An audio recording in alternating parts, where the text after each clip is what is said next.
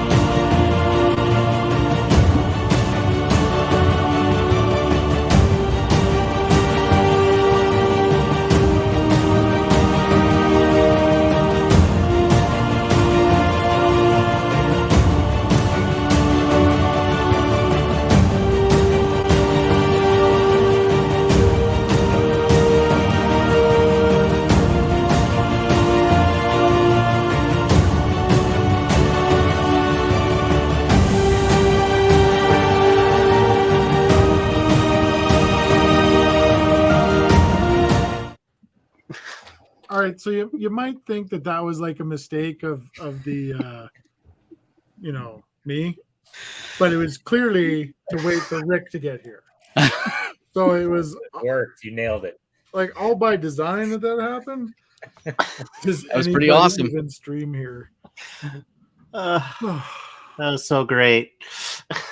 So yeah, that was a great start. Rick, you missed it. I played the whole intro and then at the end of it, these two jackasses say, I don't even think we're live. I said like 2 minutes. You did say.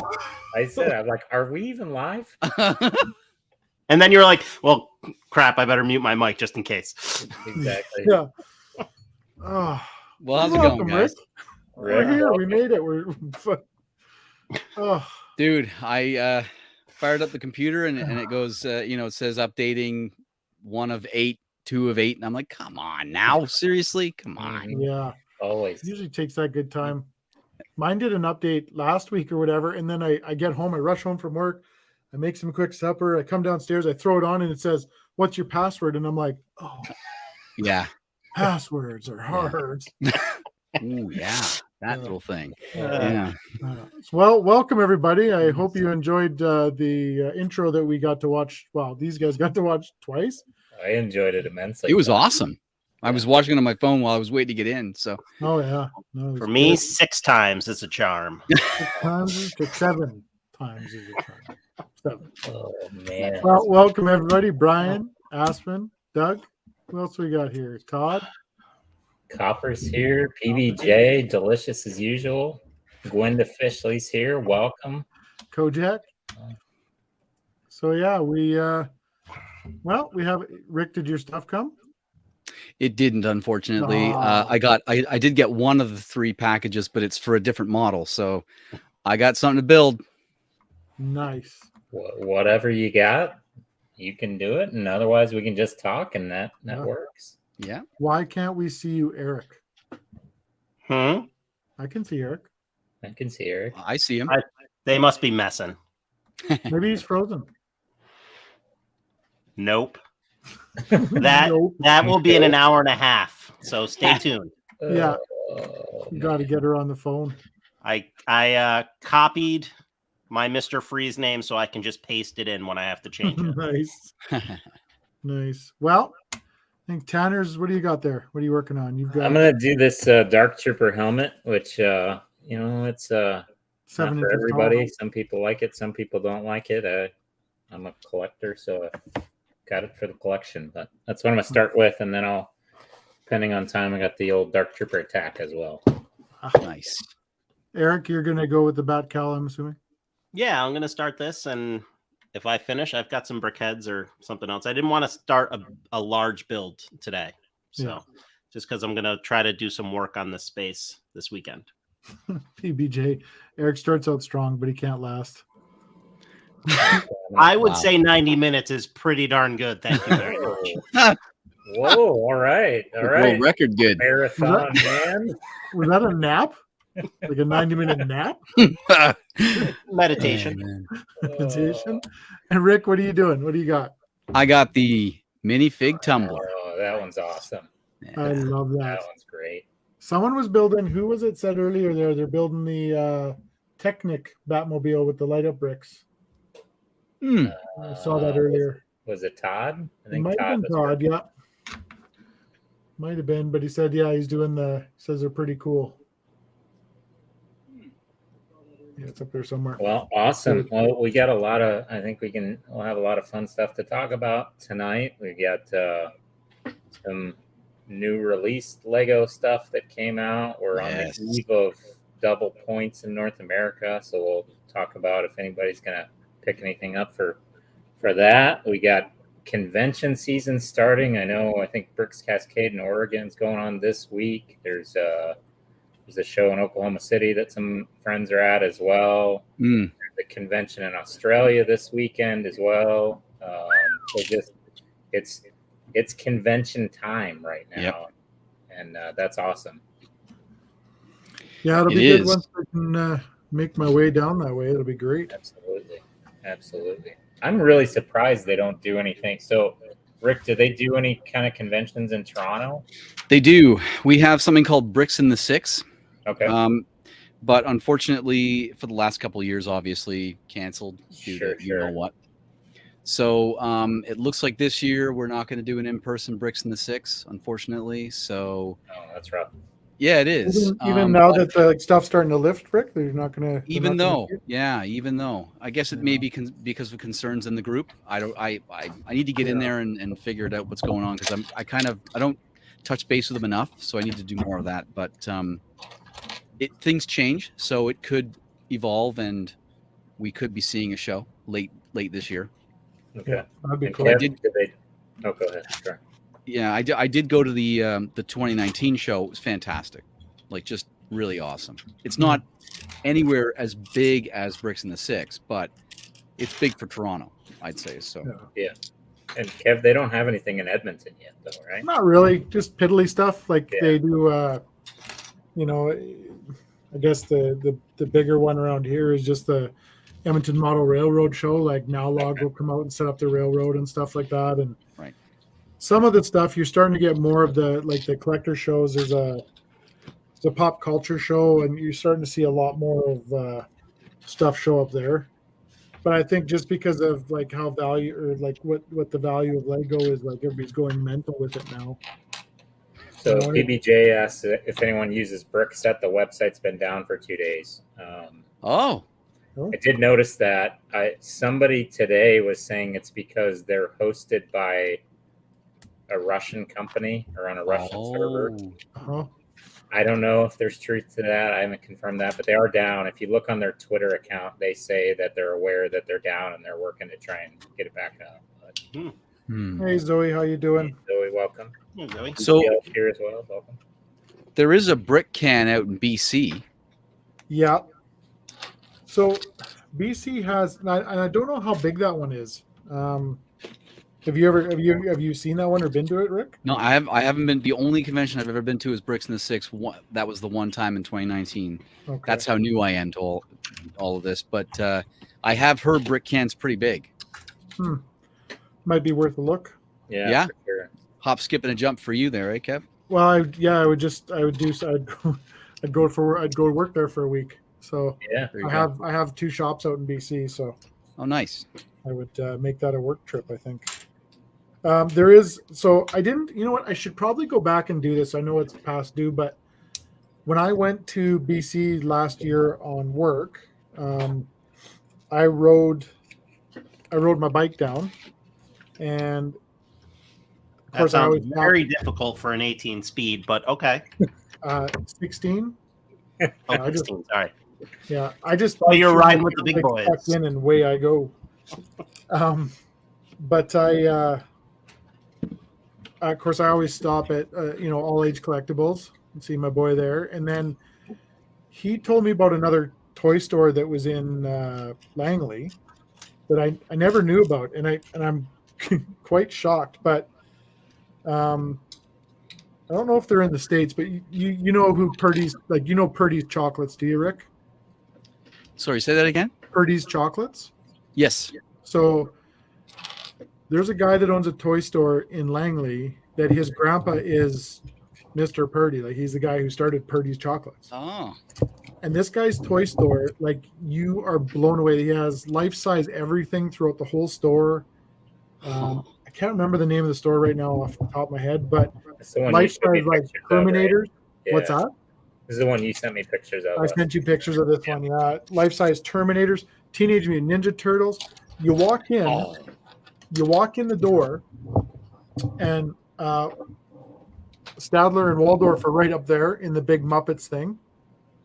And then you turn to the left and you look over this way, and he's got this massive scene. It's all Star Wars, but it's all the ships. It's not Lego or anything. There's some Lego stuff in there, but it's full. There's like 20 AT-ATs, like the Kenner AT-ATs, the big one. There's he has a Death Star that's half cut open, and you see like the landing dock, like the bays and stuff for the TIE fighters coming in and out. That's wild. And then that's the way it's like the stuff all the way around the store. You get to this Terminator section, and he's got the actual figures. He's got an actual R2D2, C3PO. None of this stuff is for sale. It's all his collection sort of thing. Right. Then you go to his He-Man. There's a He-Man wall, and he has every piece of, like, from the old collector stuff, like Power of Grayskull stuff, completely full up. There's full G.I. Joe. That, like, this store it'll blow your mind. And then he does sell stuff. He's got quite a bit of stuff in there, but maybe I'll do a video up of that. Like I was saying to Tanner, I was having trouble getting some ideas for stuff and what have you, but maybe I'll get that video processed and put it up, sort of thing. Hey, so just the last time, Rick, you were on with us, Eric was not, right? So you Correct. two haven't officially met yet, right? Yeah, Correct. So Eric meet Rick, Rick meet Eric. The last time you were on, Eric said, "What the hell? Like, you bring on another architect, and he's funnier than me, and he does impressions." No. Eric was our resident architect / impersonator, and he was feeling a little bit infringed upon the last time. Oh yeah, really? Okay. The lawyers have communicated. And, yes. All is good. Oh, good. I believe if you guys didn't live so far apart, I mean, I never want to start a fight, but he said something about bringing someone on that doesn't even know how to architect properly. Nah. Whatever, you guys can leg wrestle it out later.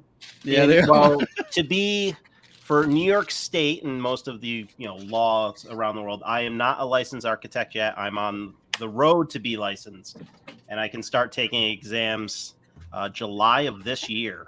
So. Nice. Well, I am technically an architectural technologist, so I will not become an architect, but I do work in the architectural field. So there you go. So what you're telling us is nobody even architects here. That's right. We're all a bunch of posers. That's it. With great voices and impersonations, and we're impersonating architects. That's what we're doing. Yeah. It's kind of far better because insurance is way cheaper. There you go. So there you go. So I did not know, but there's like only 3 bags to this thing, unless I got a seriously messed up. Like it's like there's nothing to it. Yeah. No, it's a pretty quick build, but it's a good one. And it's really detailed for. Yeah. Oh, Gwenda, thank you very much. That's very wild. kind of you. Finished the McLaren yesterday. Enjoyed every minute of the build. Awesome. Now where to put it? Well, I will share something with you because I had a dream about this the other night, as I often do. Most of my stuff comes to me while I'm sleeping, for whatever reason. It's nuts. But I did see a while ago, and it's copying an idea, but that's the biggest form of flattery, I think. But Absolutely. there was a guy that did he did the Lambo and the Bugatti, and he mounted them on those boards. Yeah. So he did it was actually a colored board, and then they hang on it. So I think that's what I'm going to do with this car.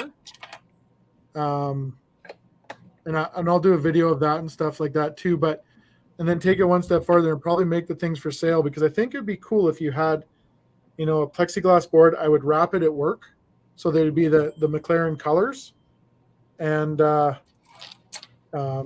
have it mounted on a wall with the McLaren header on it and stuff like that. And you could have Lando's and Ricardo's numbers on each side, because they're the two guys driving this car this year. So I think that's what I'm going to do with mine, and make it wall art upstairs, so that when I'm watching F1, I can be staring at the car. Nice. I forgot who did it, but somebody has hung them up, just the supercars up on their wall, just so they look like they're driving up on the wall. Yeah. Just mounted them that way. I've seen a couple people do that. They're super easy to do with the Technic stuff, because you literally put the hooks on, like the Technic hooks on. Yeah, absolutely. And sometimes they'll grab under a piece, or you literally put pins in, and where's it going to go? Yeah, right. So, but I think that's what I want to do with mine, so that this whole thing's like mounted on the wall, hanging like that, and even have it like I could print the racetrack off underneath it, or a corner, and have the thing turn in the corner or whatever. Absolutely. Yeah, that'd be cool. Yeah. Hey, Copper says, Eric, if the architecture thing doesn't work out, you can always go into digital webcam repair. Another thing I'm passionate about. Yeah. Incredibly knowledgeable about. Cam Guy says, happy belated Mario Day, everyone. Yeah. It was March 10th a couple days ago, or yesterday. Just yesterday, yeah.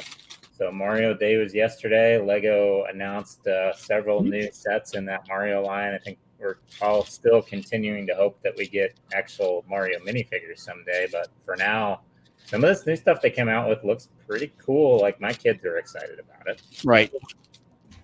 I have not fallen down the Mario hole. It's more because I think I wasn't really interested in the digital interactive game portion of it. Yeah. So the sets are kind of cool. I would like to get those buildable figures. That would be neat. Some of the new parts that are coming out, though, are, I don't know if you've STL Brick Co. is a guy. He's in this area. He lives in St. Louis, where I'm at, and he's got a really keen eye for new parts out there. And so he constantly is like looking at the new sets, saying, "Hey, this is a new part, or it's a new element in this color." But he pointed out there's one of the sets that there's a new vine element, and it looks like it hooks into the candle pieces. You know what I'm talking about? The candle elements. So it's a candle element, but it's got two leaves on either side, and then they hook together like that. So really cool piece that is going to do wonders for mocks for that purpose. But there's some upside down curved slopes now, like inverted curved slopes now as well in those sets. Like, it blows my mind how many new elements Lego comes out with every year. Yeah. Right. And like, it's almost maddening to mock makers, because we come up with parts, right? Because we have to, because that element doesn't exist. And then 2 months later, Lego will release it in that color that we needed it in. Or they'll release you come up with parts that nobody can find. Exactly. Oh, get out of here. So that actually happened to me a couple of years ago, because I designed, actually, Kevin, you and I were talking about them today. The Tron light cycles I designed. Actually, I've got it here. Now, this is built with pieces in my collection, but this is what I'm talking about. Yep. So I designed this with the hope of using red quarter round tiles here, right? But they didn't have red, so I had to use dark red, and I've been selling instructions for those. And then, like 6 months later, they released a set with red quarter round. You know, of course they did. That's what Tanner was talking about tonight. That's why I was joking with him there, is because I'm building Tanner's cab, and I'm having troubles just with a couple pieces, like stuff that should be very findable, and I just can't locate him or whatever, and he's like, yeah, like he was going to do the front headlight bezels a different way, Oh yeah. but they didn't have the pieces in yellow. And after he designed it, then they come out with the yellow, right? Yeah, Still but like the yellow T or whatever. I felt great about, I used those Technic T beams to come up with the curve shape on the headlight, and that would hold my headlight pieces. And I was like, man, architected the hell out of this solution. Just came up with something using what we could in the color palette we could. And then literally, I think it was 6 months later, the Daily Bugle comes out with their taxi. Boom, the piece I would have needed is in yellow. Like, yeah. I was going to say, not only did they come out with the piece, but they came out with another taxi. Yeah. Bing, bang, boom. So here's something interesting. I've just built my first Batman that did not have the actual separate utility belt. Yeah. Also, the cape. The cape is awesome. Yeah, and it's not one of those double circle with the split that you have to fold over. It's just a single. So things are changing. Absolutely. So new pieces, new ways of wow. I thought the cape. I forgot. So that one's still the fabric cape. I really like the rubber capes. Mm-hmm. Hey, Brad the Builder's here. Welcome, buddy. Hey, Brad. I think he's out checking out a hockey game tonight. Is he still? Is he sorting? Not sorting?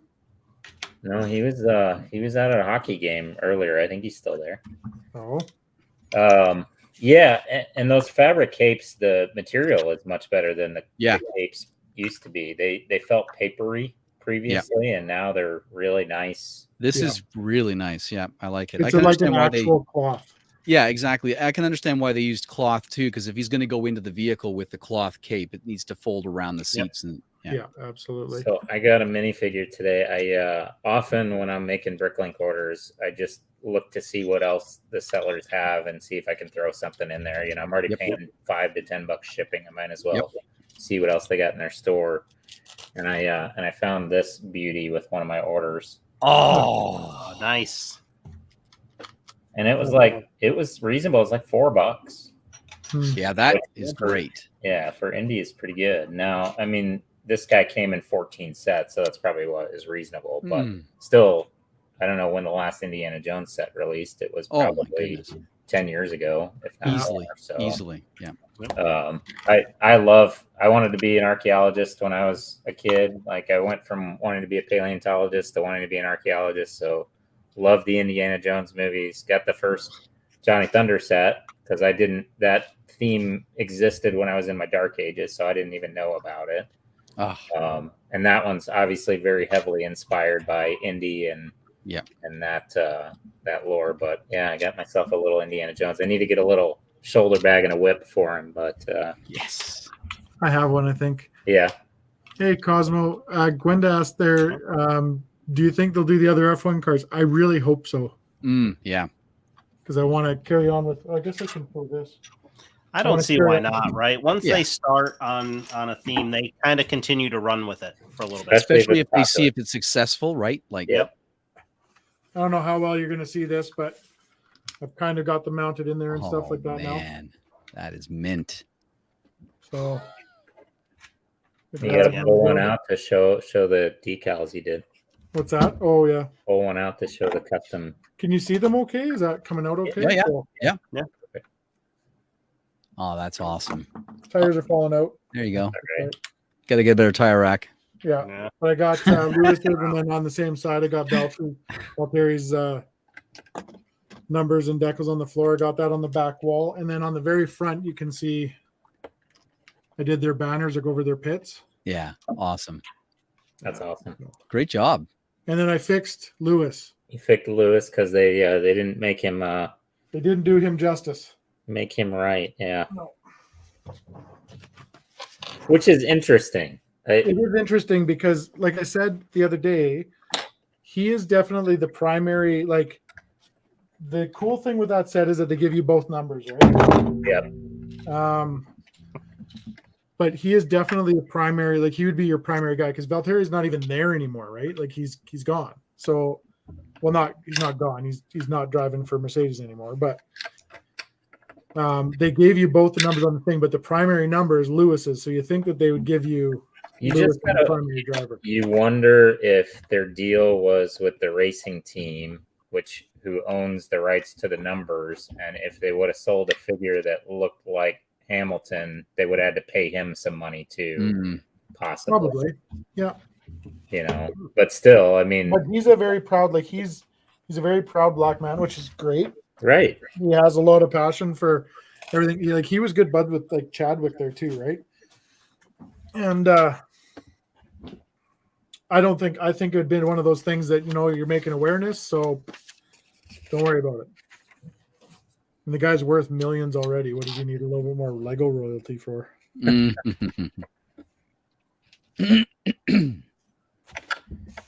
So, is anybody in the chat?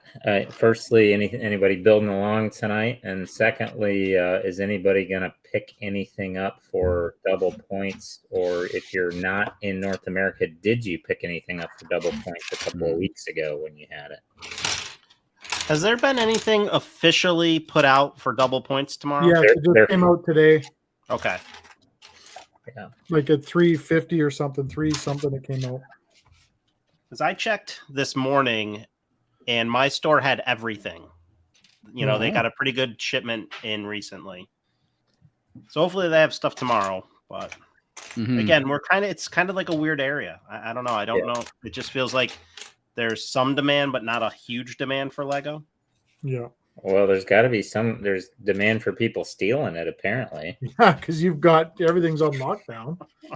Well, that's not at the Lego store. That's wild, though. You were talking about that, and I watched your TikTok on it, and it's just you don't believe it until you see it. But just you wouldn't think that at all. Electronics behind glass, I can see, but man, every single Lego set, even base plates and poly bags and crap like that. Wow. Yeah, that second store. Last time I was in there, it was like the first one where maybe the first 6 shelving units were lockable storage cases.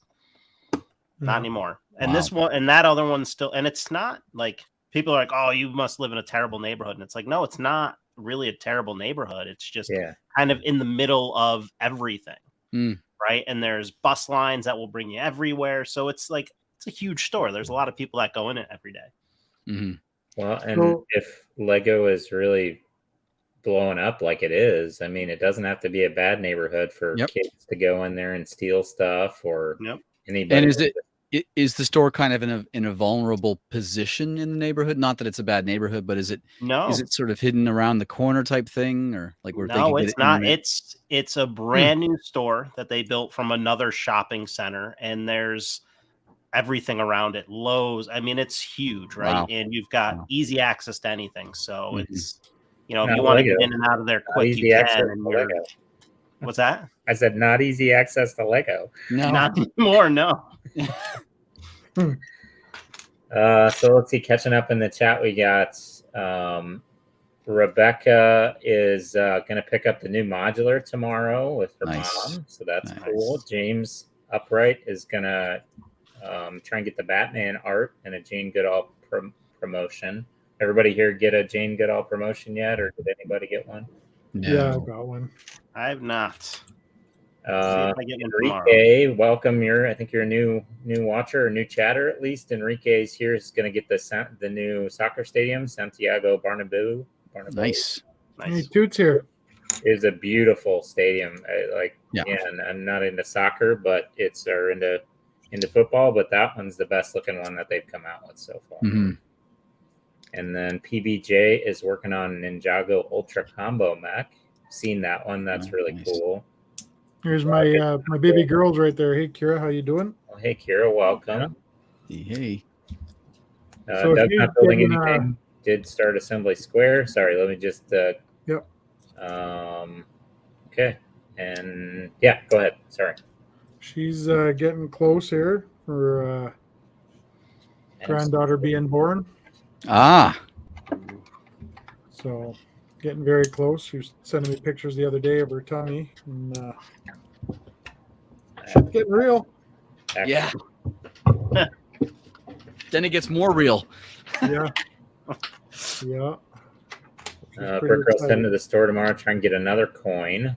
I didn't realize they were doing coin giveaways again. part of the Mario Day is, Okay. which is probably why they took all those coins back, right? Because they were Probably. originally at the store. Yeah. They repoed them, and They did what? remember all the Mario coins, the silver and gold coins Yeah. that you could get at the store? They took them all back. Like they had them in there. You could ask for them or whatever the case was. And they stopped giving them out. And with the Mario Day, you can go in with your character and get a coin. There's other things you can do, like take a picture with something and some other things. But yeah, they've got the coins at the stores again. Are these coins like the same size as the 5 collectible? Yeah. No. Yeah. Yeah, they Were are. they smaller? Yeah. No, they're the same size. They're pretty heavy too. I think we have gold. I don't think, or maybe we had silver. I can't I remember. have a gold and silver one somewhere. I just don't know. Oh, where I put them. nice. Yeah, they're there. Oh, Mario. Oh man, now I do want. I didn't even know those existed. Oh Yeah. man. They And did it's free. Yeah, they did. They were only allowing you to grab one or whatever before, but then they upped it and said, or they allowed you to. I had to sweet talk one of the guys to try to get one, but And so what do you have to do to get one? You have to buy a set, or what is it? No, Nope. you just go in the store. Come on. what I had to do to get mine is I had to listen to the whole spiel on how the set works, and then I had to set up a course. Kev, So it's not after when dark. you We run can't through the talk about course how and you you go- got one yet. Ah, They had a box there, and you hit the box, and it's a randomizer, okay. and it'll go through the box, and it'll come out. This is the part that pissed me off. They hit the randomizer, and then it comes up and it says gold coin. Then they hand you a gold coin. Mm. So I'm telling Tanner about this, and he goes, "Oh yeah, well after I leg swept the 2 grannies and kung fu kicked the old part from the Secret Snickers, the guy just came out and They were just Like, handing them here, out hit while the- you're in hit the line. box. Yeah. which they should have done because we were Yeah. all standing in line that day, right? Yeah. So Oh man. yeah. So Well, I might have to make my way to the store because I would love to have one of those. no, they're pretty cool. Yeah. I gotta find mine. Yeah, they're nice. They're like big, heavy coins. Like they're Yeah. decent quality. I was surprised by it. I went back in and, like Eric said, when they were giving them away last year, I went back in and just asked. They had some behind, and I said, "Hey, can I get a silver one?" Because I had gotten a gold one when I was waiting in line. They just gave me a silver one. They're like, "Sure." Well, I mean, first you walked in, you said, "Hey there, guys! Don't you know who I am?" Like, well, whatever. Another coin. Let's see. A lot of people building stuff tonight. Wendy is not building tonight, but she is watching Briar playoffs or the Briar playoffs, and also excited as I am, Wendy, that we are going to have baseball finally. Mm-hmm. Opening week is going to be April 7th, so only delayed 1 week from when it was originally scheduled, and they're going to get all 162 in. So. Yeah. That'll be impressive. I'm wearing my baseball shirt tonight because I'm actually excited about that. Nice. I totally missed something here. So I actually got the space coin late last year, Okay. and anxiously awaited for it to arrive, and it arrived, and it came nicely wrapped in some, gift wrapping that white paper, the tissue paper that you use for gift. Yeah. Are you gonna say in a broken case? No, wow. scratched to hell though. Really? Yeah. Like You're Yeah, lucky that it wasn't broken. no, it wasn't broken, but it was, and I thought like, whoa, what's this? What did they do? Like, did they pick it up off the bottom of I don't know. Yeah. So I'm looking and thinking that I hope that's not the coin, right? So I took the coin out, and the coin's okay scratch wise, but the edges of the coin, like around the circumference, it's badly cut. Wow. Wonderful. Yeah. That's terrible. So I emailed them and I'm like, guys, I spent 1,150 points on this thing. Like, Right. what the, and they came back saying we're so, and Lego customer service, fantastic, right? Like Yeah, I basically got the points back. That's basically what the end of the Did story you? was. You got the points back? I did. They didn't give me my points back. Oh, And all they said is, yeah, we're sorry. This is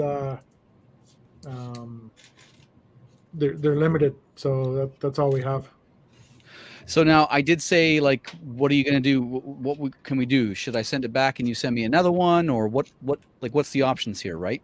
Yeah. Because it was really, I just wanted a nice unscratched case. Yeah. Yeah. And that's what they said to me too, was that there weren't any more because they were allowed to. They only made one per SKU. Now, or so whatever. you didn't get one then? You don't have it. Your case is still scratched. Yeah. Okay. Well, I'll hook you up. I got some cases. Okay, man. Okay, Yeah, that's cool. I so appreciate that. I bought the multi case, right? Oh yeah, right. So I got that. Hey, Brick Monkey, how you doing, Lynn?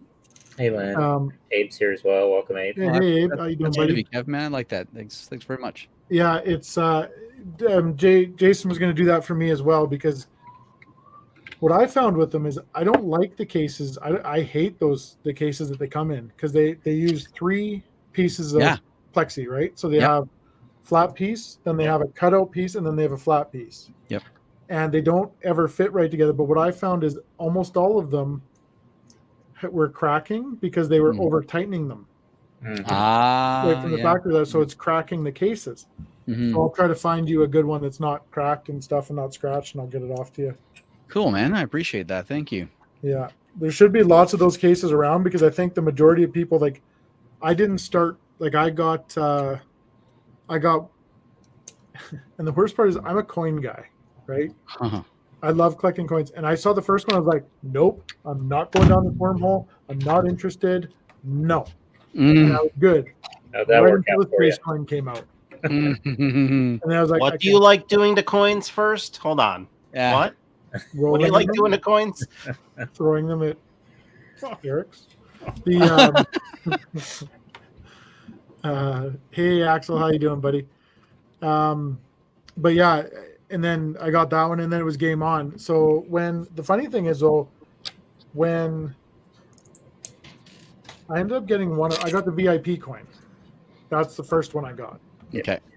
And once I got it, then it was like, now I need to, it's like everything, I need all of them, right? Yeah. And but every one I got in from that point on, the case was cracked. Or well, most of them, the cases were cracked.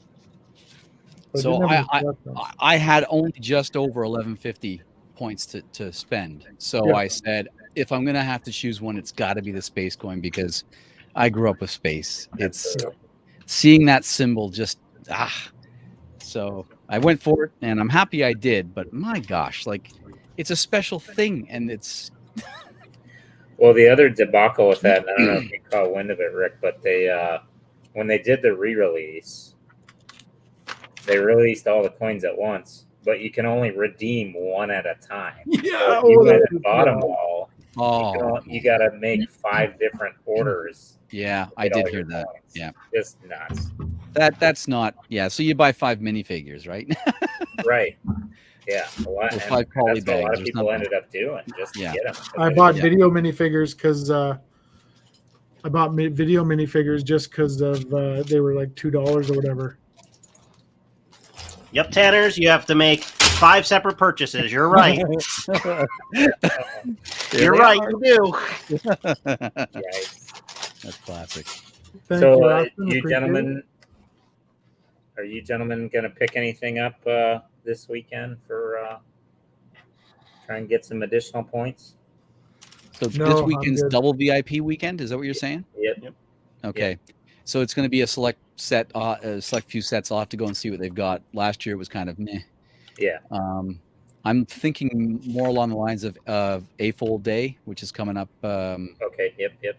The following weekend. 15% off. That I think is only in store, right? Am I correct on that? I think so. Yeah. So my lug is they're going to have a bit of a gathering at one of the stores. So I'd like to get out to that, but we'll see. Yeah, for sure. And that is also only for lugs, right? That's not for everyone. Correct. Yeah. Yep. So I've been waiting for the stars to align to get the Titanic with double points because I refuse to buy it full price. Yeah. At full. Well, I mean, yeah, without getting something back in return for it, and it just, I mean, that thing won't stay in stock. It's crazy, but it's actually, I've been watching on Lego.com. They put it back out there for pre-order, or I'm sorry, on back order, and it's just like over the last 3 weeks, it's still been available, but it was like, will ship March 17th, and then 2 days later, it was will ship April 4th, and then now it says 60 days, but it's still available. So if it's For what, the Titanic? yeah, Oh, so wow. if it's still available tonight at midnight, I'll probably go ahead and hit the button on that one, and then I got 2 months to figure out where I'm going to put it. It's a good problem to have, though. Yeah. Yeah. My Axel Lego said store says it's in stock too. Hey, Axel got the ATV and the moon base for 20 to 25% off. Oh, That's good. cool. That's nice. Moon Wow. Some of those new space sets are really nice looking. Oh, yeah. They are really nice looking. I like the launch one too. It's got some really nice pieces in it. I'd like to get them all, to be honest. Yeah. But again, I'm going through like a thing right now. Like I haven't bought a single set this year yet. Really? Yeah. In fact, the only thing I've spent money on Lego wise is the pieces from Bricklink, and that was my first Bricklink order ever. So I'm coming of age. Really? Wow. That was your lug order, Rick? That's what that. No. So I did lug bulk earlier in the year, and then I did Bricklink for my mocks. So I designed a whole bunch of mocks back in 2020, and I never got around to buying the parts and building them, and now I want to. So for sure. That's where I'm going to focus my money. I've got enough, but there's a couple of sets like the Speed Champions. I want to get a couple of those. I'd like to get the Mando helmet, the special edition or the 90th anniversary castle. I think that will be coming home. Well, and there's a rumor of a huge castle coming out later this year. Did you see that? That might be what I'm talking about. Oh yeah, the 90th anniversary one. Yes. Yeah. Sorry. Yeah, like $200+ castle, like a big guy. Yeah, supposed to be an homage to the original yellow castle. Yeah. Man. Oh wow. I know. Well, Rick, you're doing what Eric went through last year. Eric went through a 9-month spell where he bought no new sets. It's kind of liberating. I did stumble a couple times. Right. But we waited for October double points and just got very lucky that a lot of stuff we wanted was in stock then. So worked out very well. In the fall of 2020, because I've been back into Lego since 2017, but up until 2020, I was just buying bulk Lego from people. And finally, in the fall, I thought, okay, there's a lot of sets out right now that I really would like to have, like the Batwing, the 89 Batmobile, a bunch of sets. And so I just went crazy and just bought what I wanted. And it was great. And then the next year there was another wave of awesomeness, and I was like, "Hey, I'm gonna get these." And then this year I'm like, you know what? Cool it, man. Like, just take it easy. Well, especially I hear that 100%. I think all of us are trying to get a little better about not needing a set on day one, right? Yes. Because many of these sets stick around, sit on the shelf for at least 2 years, if not more, especially some of these new really popular ones, and we'll get them eventually. It's hard not to get it when you see other people rushing out there and building it, but you'll get it eventually, and it's still going to be amazing when you can buy it, right? That's right. Part of it for me was I wanted to get jumping on them so that I could get going on like YouTube review videos. Yeah. Yep. But I just got kind of tired of trying to keep up with myself. So. But that's what Kevin and I were talking about that. I mean, you don't have to necessarily go buy a bunch of new sets to make your video. You're right. You can, pull up and talk through some of your digital designs. You can you can walk through some of the parts orders that you made and walk through how to do Bricklink Studio. I mean, there's a lot of things you can put out there for content, and you got it. Still have, if people like what you're doing, and they do, then you're still going to get some views there, and it's going to be useful for people, right? I agree completely, and that's probably the direction I'm going to go in for a while, because a lot of the stuff I've got up here is older anyway. Like I've got sets over here that are 10 years old, and I'll build and review them because nobody's doing it. So let's have some fun. Absolutely. Are you talking about my smooth voice there, Andrew Andrew? Phillips, Frickin' Britsky's The here. Britsky. Welcome. I just spent the last. I gotta show you this. This is ridiculous. So I'm getting all stressed out because I'm like, I totally screwed this up. Like, how did I screw this up this bad? And Oh no. I'm looking. I'm like, I missed a step here, and I'm going back, and I can't find it. I'm gonna show you what I'm looking at here. So basically, here's the back end of the car. Okay, so you see the little red brake light there. Mm-hmm. There's going to be a piece that I'm putting on right now, which is this tail section that's going to go into here. There's this piece right here it's to receive into something. Well, I'm supposed to have like coming out of the back side here, just a cylinder. And I'm looking, I'm like, why is this so wrong? And I'm going back and back. I can't find it. So I'm going to pull this piece off. So this is the little recharge light piece. Yeah. And I'm gonna just put that piece up, and then put this back on here, and we're good. Oh, that's awesome! Goodness. Hilarious.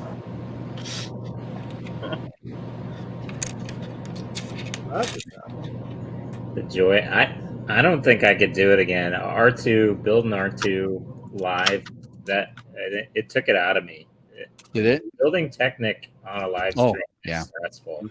And don't get me wrong, I love building Technic, and it's not by any means difficult, I don't think, but it's something you have to have very full attention to and concentrate. You're right. You have to just make sure it rolls. Yeah. It's tedious, you know. I mean, It is. it's easy to make a mistake doing that kind of stuff, right? Like I just did the Ducati, and just doing that. I mean, far smaller. I think it's probably more on the easier level of Technic building, and that one you can make some mistakes on, or at least I did. Well, then usually the mistakes are bad. Like most Lego stuff, you take it apart and you redo it. Yeah. Technic stuff, you could boil into a pretty crappy situation pretty fast. But yeah, I love it.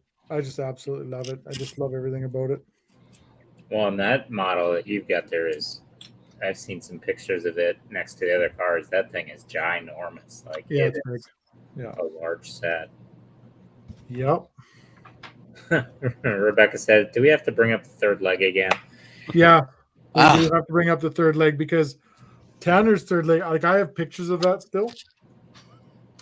It came up the other day in my memories, and I started dying because it was like, we did this, Rick. We did this. We all were building the Liber, and oh yeah, nice.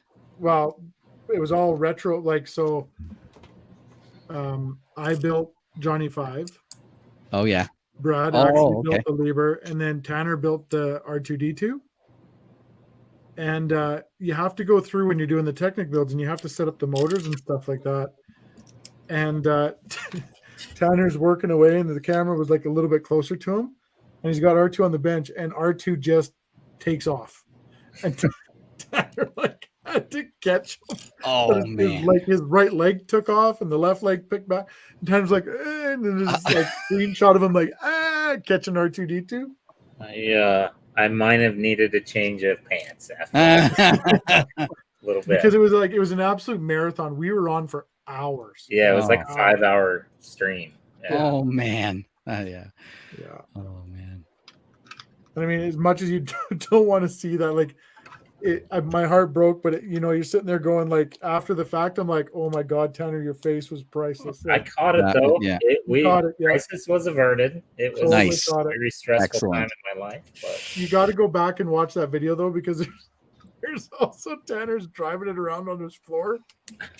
Didn't a head pop off? No. Yeah, I think so. Oh. Yeah. And he was already pissed right off because it kind of almost died on him right in front of him. Once he got it going, it was like everything's okay now. It's all good. Well, I had to program the app for it too, and that was a big pain in the butt. Yeah, the two control apps were totally different. The you had to program for Johnny 5. you had to program him different than they had to program. Then you I could see. program his R2 and stuff like that. So it was interesting. Well, and those control apps, they're pretty basic coding, right? But if I would have took it upstairs and handed it to my kid, they would have figured it out in 2 minutes. But because they've done that, but I've never used those little applets and done any kind of coding with stuff like that. It's really intuitive, and there's a lot of stuff you can do with it. But I'm sitting there trying to figure it out live, and that's the stressful part too. Absolutely.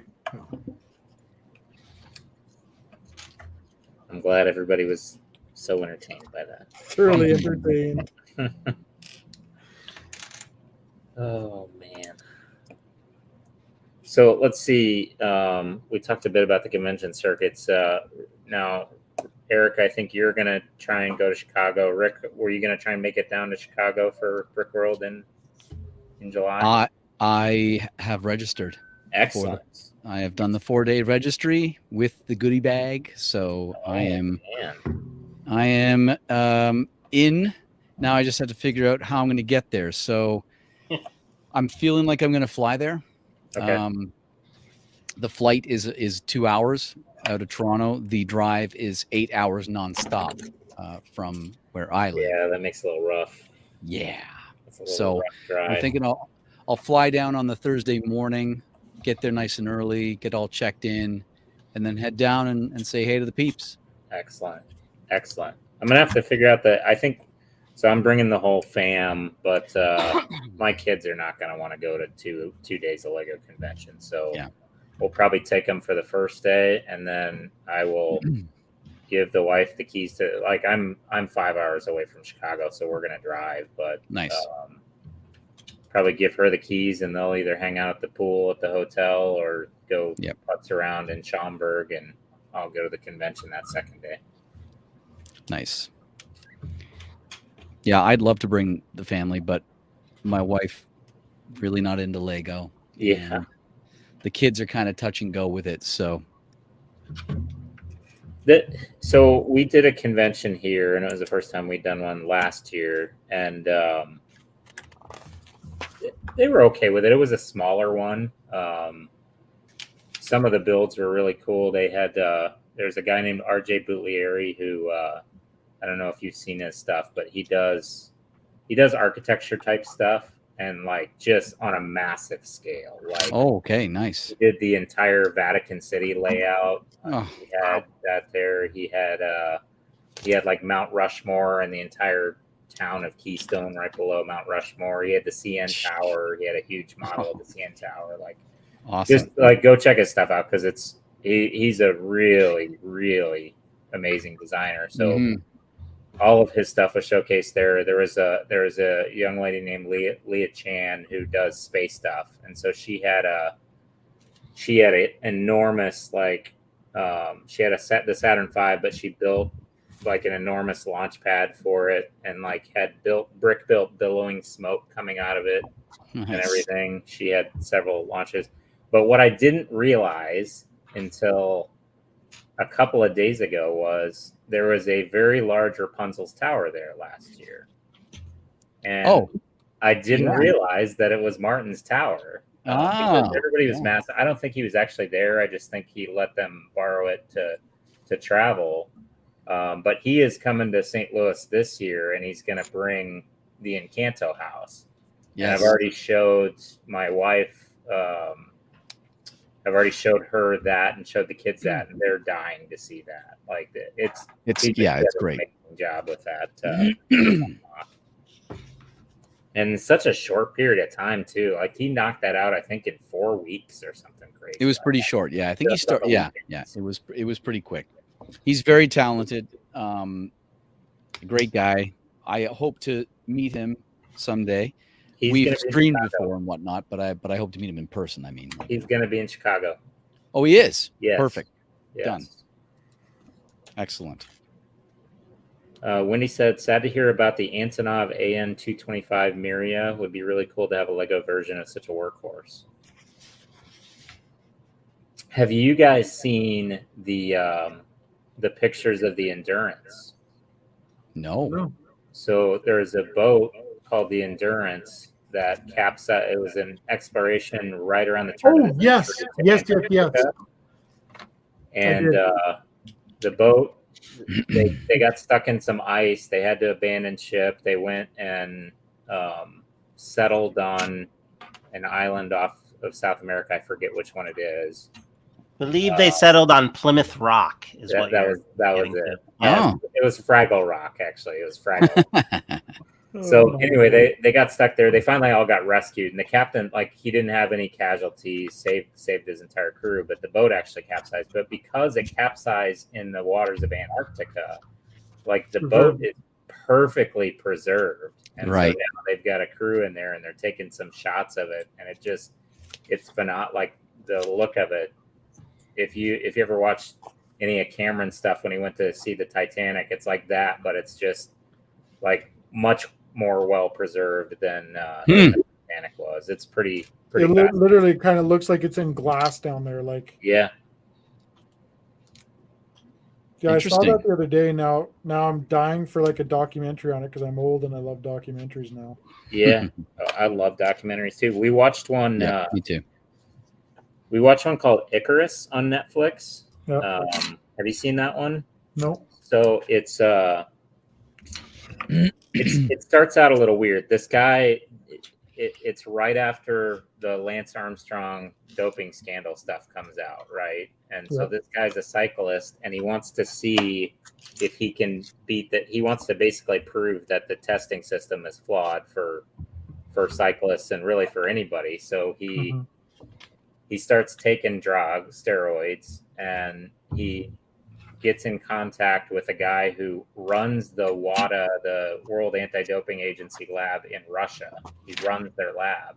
And this guy's basically, and he's doing this race in France called the, I forgot what it's called, but it's like the 7 most difficult days of the Tour de France is what this race is. So it's like 2,000 miles of elevation. It's like, it's an insane race, and it's like back-to-back 7 days of hell.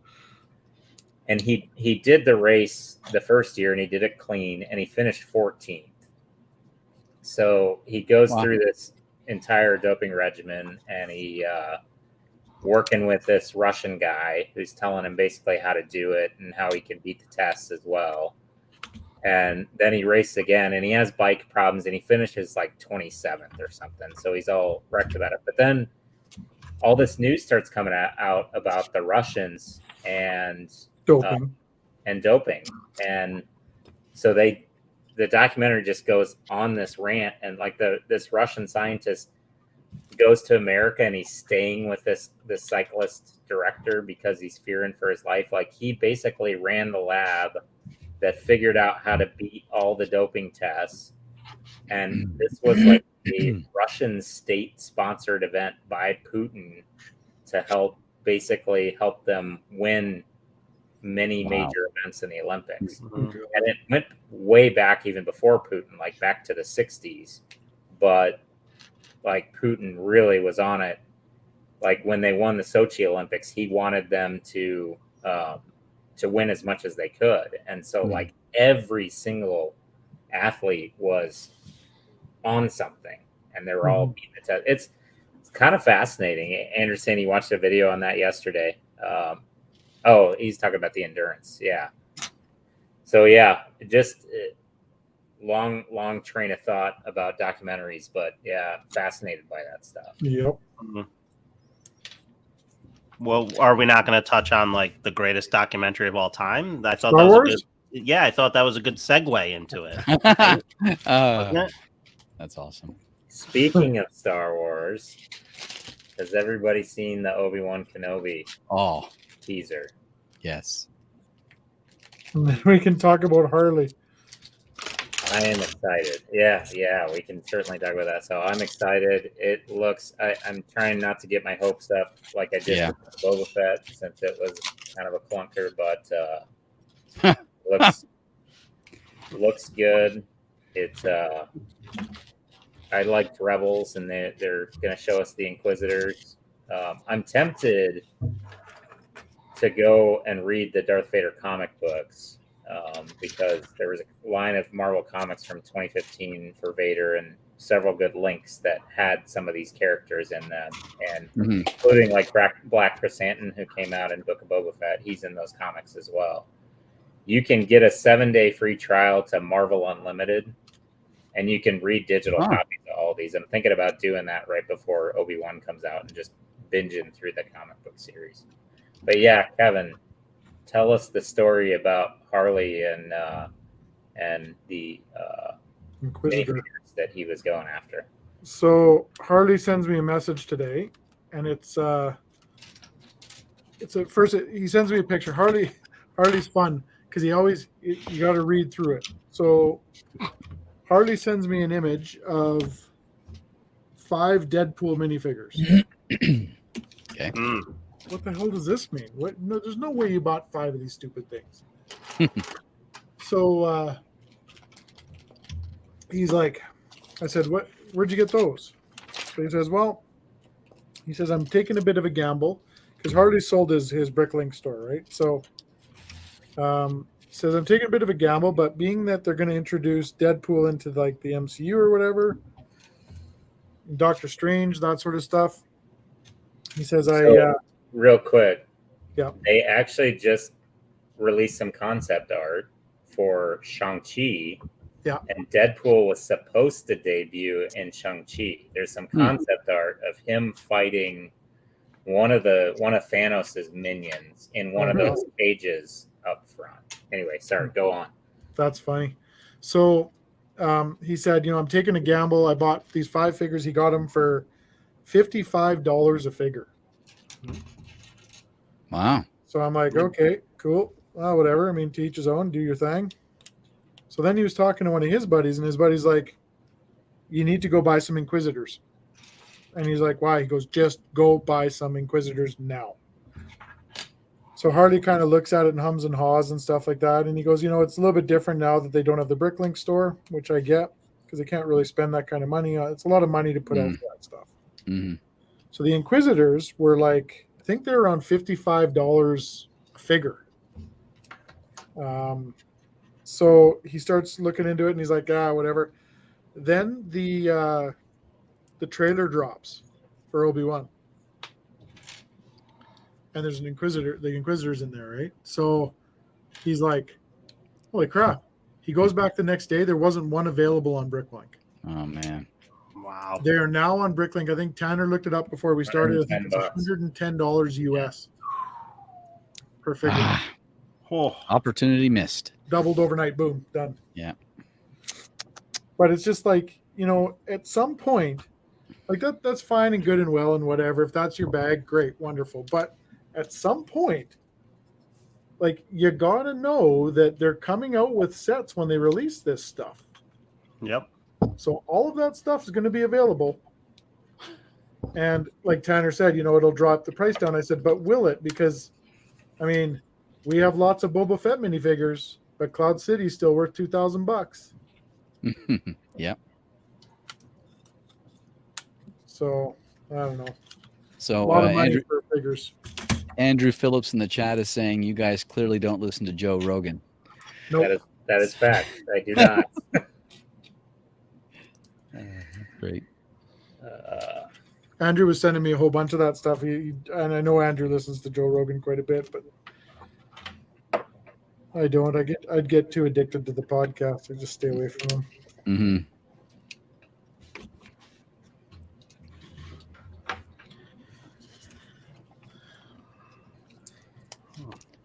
So I cannot stand in building all black sets because you just see your fingerprints all over them through the whole time. It just it bothers As I'm building an all black set right now. Yeah, exactly. So I'm making my way through the Clone Wars. Oh, good. Yeah. How Eric is too, I think. How far into it are you? I am nearing the end of season 3. Okay. It's starting to get juicy then. It is. And it really is funny how it answers some questions that you have, or it connects the dots between events in the first couple of movies to the third movie, right? Which is really cool. They did an amazing job with it. Like, not only connecting the dots like you said, to some of the storylines or plot lines that they didn't really flesh out in the first two prequels, but making the characters more relatable or likable. Like what they do with Anakin Skywalker's character is just, I mean, you don't hate the guy. And I was going to say, no offense to Hayden Christensen, because I don't think it was really even his fault, but that character sucked, you know. It just, the dialogue was bad, and I don't know. But it starts to get dark right there. It's really around season 5. It starts to get really dark, and it's like, wow, am I watching a kid show? I don't think I'm watching a kid show anymore. Even in some of the season 3 episodes where they're like putting the lightsabers through people's chests and looking at them while they're dying, and I'm like, whoa, what is going on here? Did you see the revamped version, or did Andrew send us that? The opposite version, or the uncut version of Order 66? No. I think Andrew sent it to us. I watched it, and it's dark. It's like, maybe Andrew sent it. I don't know, but it was very. What was supposed to come out was like crazy. Like it showed Anakin like demolishing everybody inside. Like, not in a very pretty way. Right. Oh, and when he does the Jedi Temple, you're talking about. Yeah. And I think George Lucas, like they said, the guy who was doing the thing said, George Lucas's response was, "Oh my." Yeah. Like, I don't know if we can show this. Yeah, I don't think we're going to show that ever.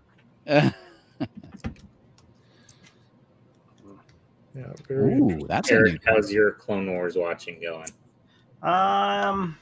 It's been slow lately. I think I'm in season 3 now, but I'm not too far. Maybe like 7. I think we're like right at the same place.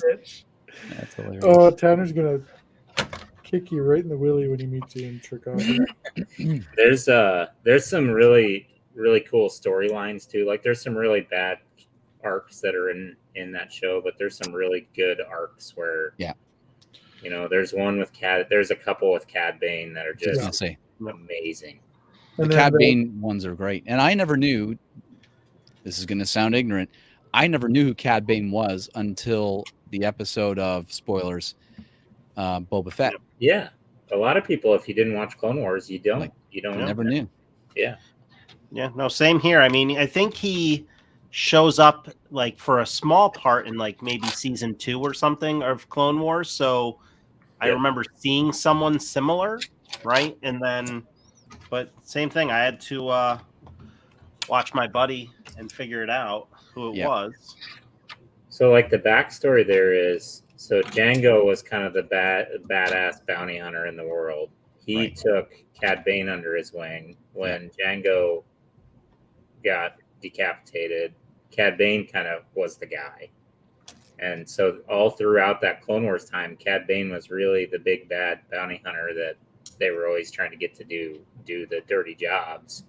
And then he took Boba under his wing and really taught Boba a lot. So without having that backstory, you kind of get some of that in Book of Boba Fett when they're having their discussions, but you don't really get all of it.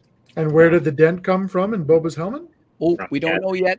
We don't know yet. Oh yeah, I did know that, but I don't. Yeah, I knew. You wouldn't know. Like you would. It's not something you. But I'm looking forward to seeing it because apparently you see it. Like you see it. You won't. Actually. You won't. Oh. So you won't. There was. Hey, Jenny Bricks is here. Welcome. They were going to do like a 3 or 4 episode arc that ended with Cad Bane shooting a duel with Cad and Boba that ends with them both basically shooting each other in the head, and Boba's helmet gets dented, and Cad Bane has to have a metal plate on his head after that too. And there's some really rough footage of it that you can see out there because they did some of the really early animation for it, but then Clone Wars got canceled, and so that arc never released. It's too bad. Really? Because I would have thought like Boba maybe hit his head when he was gardening or something. At least the last Boba that I know of. That's all it seems like he's been doing lately. It would have been more knitting. Yeah. He bumped his head on the sewing machine. Yeah. But Hey, She Trooper, how you doing? She Trooper. Hey, hello. The when you watch that thing, like when you look at images of the Inquisitor or whatever, then you look at and yes, Gwenda, you should buy the R2D2. It's awesome. When you see the Inquisitor or whatever in the trailer, like he's very. What are you doing, Eric? Just putting that there. I know people like it. Where's my he's very he looks like Vin Diesel, like he's eating well. he's a bit bulky, yeah. He's got a very round head. Like when I first saw that, I actually and like full disclosure, I didn't really know who that was at first. I'm like, who the hell is that? Yeah. Like, and at first I'm like, is that Palpatine or is that like? And I'm trying to, and I went back and watched. Some people thought it was Vader unmasked. Vader unmasked, except there was no damage to him, right? He was just Plus, the timeline wouldn't make sense, right? Right. Yeah. So, one of my employees that work there is a like absolute like honest to God. Tanner is a very thick has a lot of this knowledge and all this stuff, but this kid, holy hell, it's ridiculous. He starts talking about it today, and I'm like, yep. Well, you know where Tanner gets all his knowledge from on Star Wars and Marvel and stuff, right? Episode 7. Yeah. His buddy Charlie. Charlie. Hey, Charlie. Anyway, Copper One stuff. We're going to talk about the Viking ship. Have you guys seen some of the pictures that have made their rounds on the new 3-in-1 Viking ship that's coming? Yes. No, I have not. Yeah. So it looks good, and it's going to come with I think the set is called Viking ship versus what's the mythical beast. There's actually like a mythical beast as well that you build. Really? Oh, really? Somebody in the chat can tell me because I can't remember. But I don't understand the sheep. Oh, you're talking about the Thor goat boat. Oh, okay. Yeah, I don't understand that either. There's obviously going to be some crazy goats in that movie. Right. Pretty excited. They won't be bad. Oh. Yes, I did. But this is a 3-in-1 Viking ship. That's okay. Yeah, I haven't seen that yet. Then. Midgard Serpent. That's it, Jango. Thank you. The Midgard Serpent is the buildable. Cool. Speaking of ships, so I continued building Wednesday night the Great Fishing Boat. Yes. And I've got 2 bags left, and I got to tell you, it's challenging. It is challenging. Is it? Wow. Bag 7 is just a bit of a nightmare. Oh no. 100% bit of a nightmare. Where's the boat? Instructions. Is it actually bag 7? I see what you did there, but it really is. But it's a gorgeous set, so it's all going to be worth the colors, and it looks gorgeous on the box. But you can tell the difference between a instruction booklet created by a Lego employee versus a fan, right? So Tanner last week built First in Flight, and you said it's probably the same quality, right? Yeah, it's fine. This one, I think, could have spent more time with that, and I'm surprised. There's questionable parts of the build where you're only connecting like onto one stud for multiple steps, and there's just some structural integrity throughout it. But the part that threw me for the biggest loop was actually on the bow and getting this piece on. I froze. Why? Okay, good. And he freezes right. Every time I talk about this boat, I freeze. It's your blood pressure. What is Lego doing? But anyway, like connection on this is ridiculous. It's unbelievable. I'm waiting for reviews to see if someone has a fix, builds this the way the instructions tell you to do it, because I almost feel it's impossible to do it based on the instructions. You have a Technic connector where you're putting it to the small red pin or the axle, and there's just no way to line them up. It doesn't sit properly on there, and then as you bring it through here, it's just, that was a nightmare, absolute nightmare. And then as I'm trying to fix this, all of this stuff breaks off, and that's crazy to me, because they all of those sets were subject to so much. They went through an additional design process, right? They went through a build process, through all that stuff. I was just going to say, don't they go through like a vetting process with Bricklink? Like, they did. Yeah, they have different phases supposedly that they list them on, that they're in a building phase and they're in the final design phase. And, you know, I don't know. I feel like I'm going to go architecture talk here. I think we didn't get past DD set here with this sometimes. I'm a little concerned. Maybe not even past schematic. I don't know. That's disappointing. Rick, I know you get several instructions out there that people can purchase from some of the stuff you've created, but I don't know about you, but when I create stuff, and my models are not anywhere near that big, they're very small, but I still try and painstakingly make that replicate what Lego does. So I'm 100%.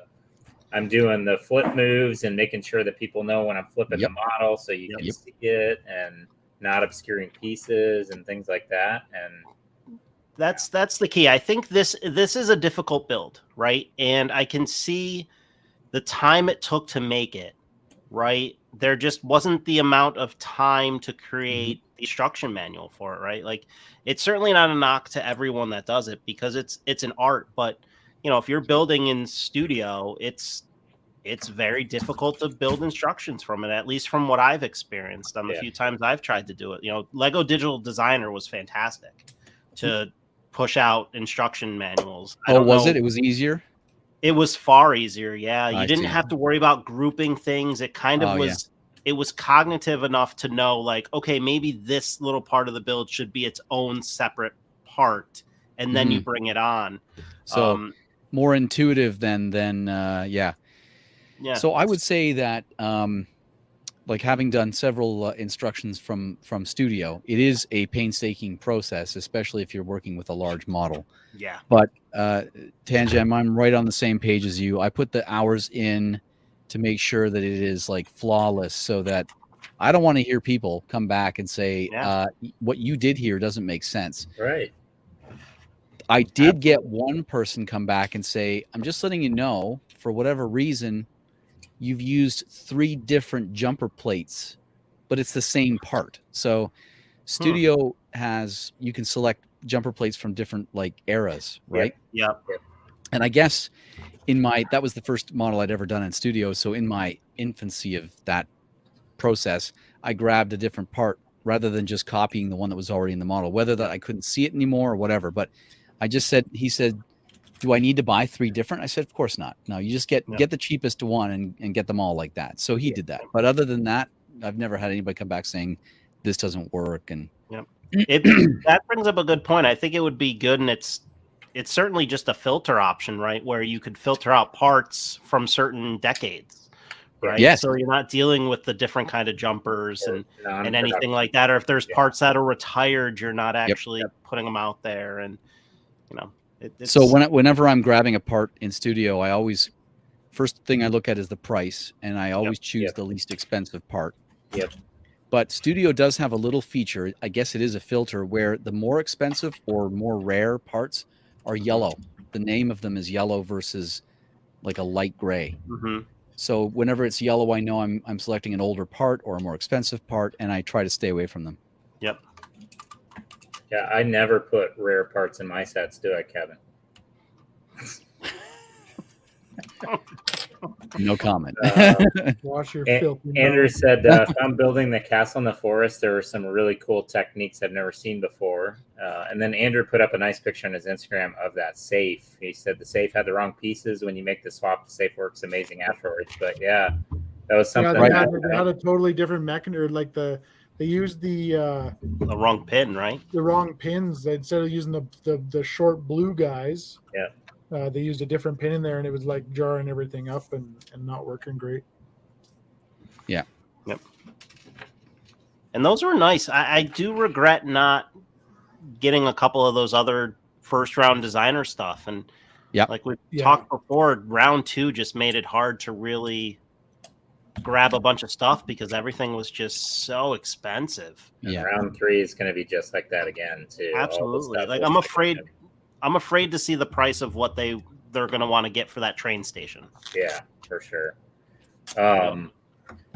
The nice thing about those early sets is you can go and most of the parts are not unique. Most of the parts are pretty easily accessible. You can get instructions for some of them out there, and you can source them out for about the price that it would have cost to buy the set. Now, you're not going to get the fancy box, but you can still build the really nice set and have the instructions available for it. Yeah, to me, it's like the box is cool. So, I mean, I've never owned one before, so that's kind of the reason I wanted to get something. And that fishing boat was just right up my alley. I really enjoyed the look of it and stuff.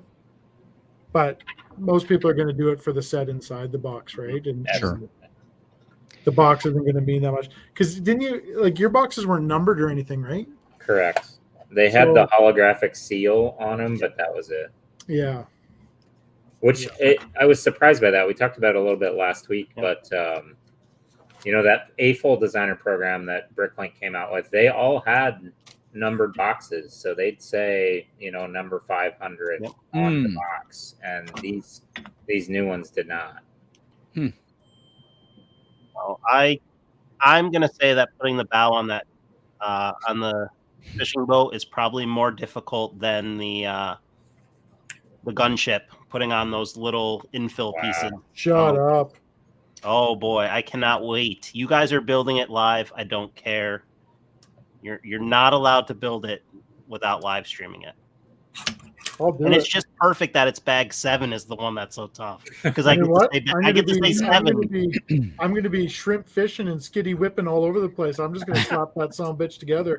That's what's going to happen is you guys are just going to pop in and be like, wow, that was really simple. Eric, you idiot. Yeah. Do you even Lego, Eric? Man. Do you even fishing boat, bro? Do you even Lego? One of the Bricklink program models that I would really like to get my hands on is Boone's old-fashioned fire engine. Yeah, for sure. That is a gorgeous model. I'd love to have that. I haven't seen how much that one's going for. Like, I need to look at it. All of those ones are expensive. They are. Because Andrew had it, the bicycle rack, right? The rental bike stand. Yeah. It's like $250 on Bricklink. Ridiculous. It's like, are you kidding me? Yeah, it's ridiculous. Rebecca said, LOL, sounds like a party. I'll bring the sticker sheets. I've got sticker sheets. Oh, wait. I've got sticker sheets. Nope. Oh. I think it's crazy for stickers. DCL said, I just finished the Jarek's Razor Crest. I bet the boat is easy compared. Really? Some things I really needed to sleep on. If it wouldn't take me an hour and a half to put it back together, I would take the bow of that ship apart so you could see it. I mean, anything for the stream, buddy. Let's get her going. Anything for the channel, my man. Hey, Mac, how you doing? Hey, Mac, welcome, buddy. Hello. Hey.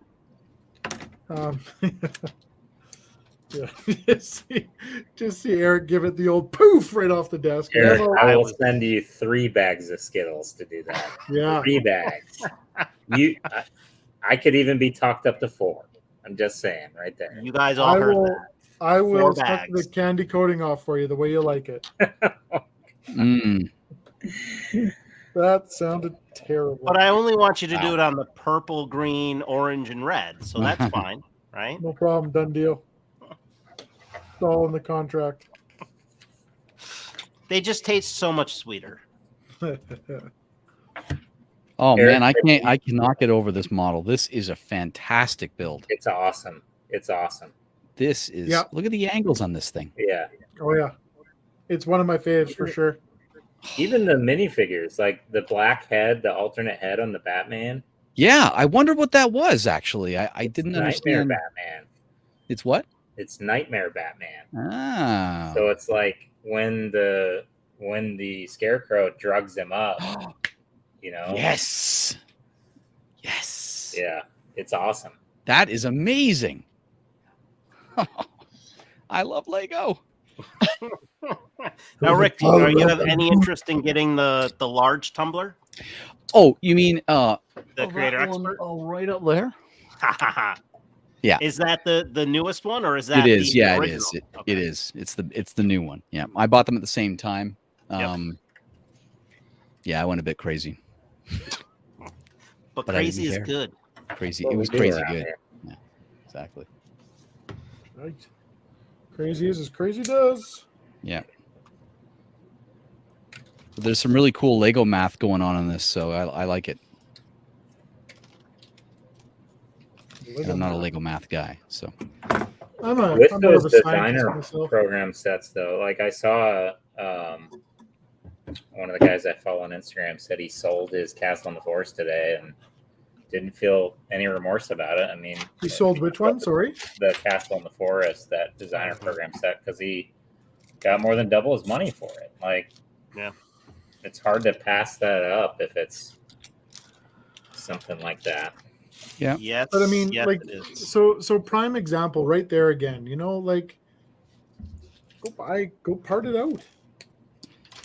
I haven't checked this week. I'm pretty sure last week the parts list wasn't there for the Castle in the Forest, but Really? I'm gonna do that. Once it's on there, I'm gonna see what it would cost to get all the parts for it. Yeah. Todd asked a question there. I saw it earlier and I forgot to bring it up there. Someone said it too, but it might have been you, Todd. But what are your thoughts on the Rolling Stones art set? Kind of pricey. Did they change the price on it? Yeah, I think it's $149 in the States. Really? And the box looks different, and the piece count is less, and there's not going to be alternate builds based on It's Right. royalty. So, like, yeah, is it royalty, and how big is it going to be bigger? At least it makes sense that they didn't put the same amount of pieces because the other ones had different builds you could do, so they needed to accommodate for that. If this is just the lips and the tongue, that's the only build you can do. It might be more pieces or a larger set, and just only that one build. That might be why it's that. Or pricey. in true Lego fashion, they're kind of holding it close to their chest, and there's something goofy with it that could be as well. It just the images, and they've been kind of blurry, but the images that I've seen that have come out on it, the box looks. It's not the standard art box. It's like a really thick one. So then maybe there's something special in the box, like you're getting some other collector. Yeah. That probably would mean more of those Technic bases. Yeah, that's what I'm Right. thinking. So Yeah. maybe it's a bigger instead of being 3x3, 9 of those plates. Maybe it's 4x4 or bigger. 4x4. I'll be a pass on it though. I mean, I like the Stones, but I'm not a Stones fanatic by any means. I'm a Batman fan, like a huge Batman fan, and I'm struggling with the art that's out right now. Yeah. Mm-hmm. I'm curious. I'm waiting to see. I'm kind of like Tanner and you, Kev. I think it's more enjoyable to make our own custom art pieces than the actual ones on the boxes. Yeah, 100%. So I'm hoping there's a lot of good colors in it, even though there's not going to be as many studs in it. Well, the Batman. Hey, Helena. The Batman one is tiles too, right? Yeah. Oh, is it? Wait. No, it's studs. Are you sure? Studs. Yeah. I'm pretty sure it's tiles. Check it out. I'm not sure. Somebody Google us up there. I think it's tiles. I got it up. It's studs. Is it? Okay, good. Yep. But I wonder if they did tiles for the Elvis, because they did for They did. The Elvis is tiles. Interesting. The Beatles were tiles. What do you think drives their decision on tiles versus studs? Colors is the big. I mean, tiles and studs come in different color palettes, so that's probably the biggest. You think they really want to have that painted on look? Yeah, I think so. Maybe that's it. Yeah. I think this is a new element. So you see this blue piece here? Yep. Oh, wow. Cool. It's like a little tiny door almost. Like Wow. I've never seen that before. Did it just bend in shipping? No. No, it's not. It's not my instruction booklet or my decal sheets. It's literally built like that. Andrew said he grabbed some Harry Potter sets, 33% off. Oh, Ooh, nice. that's pretty good. He's gonna maybe work a custom art set. Yeah, jump into it because, again, if you either use the studio tool or there's a pro or a website out there called Lego Art Remix where you can import some pictures in and they'll spit out. So you got to do a lot of manipulation. You got to have a really good source image, and same thing with studio. But you can at least get a good baseline, and then you just start tweaking. Yeah. The benefit of studio, right, is you can set up your palette. Yep. Right. So then once it makes the mosaic, you've already got halfway through the problem. But Look at the curve haven't on that. you? Oh, That's awesome. Is that not ridiculous? Like, look at how they did that. Yeah, that's awesome. Oh, that's amazing. But it's like a full belly pan. Like, it's just the way it rolls up is phenomenal. They should have done that with the old fishing boat.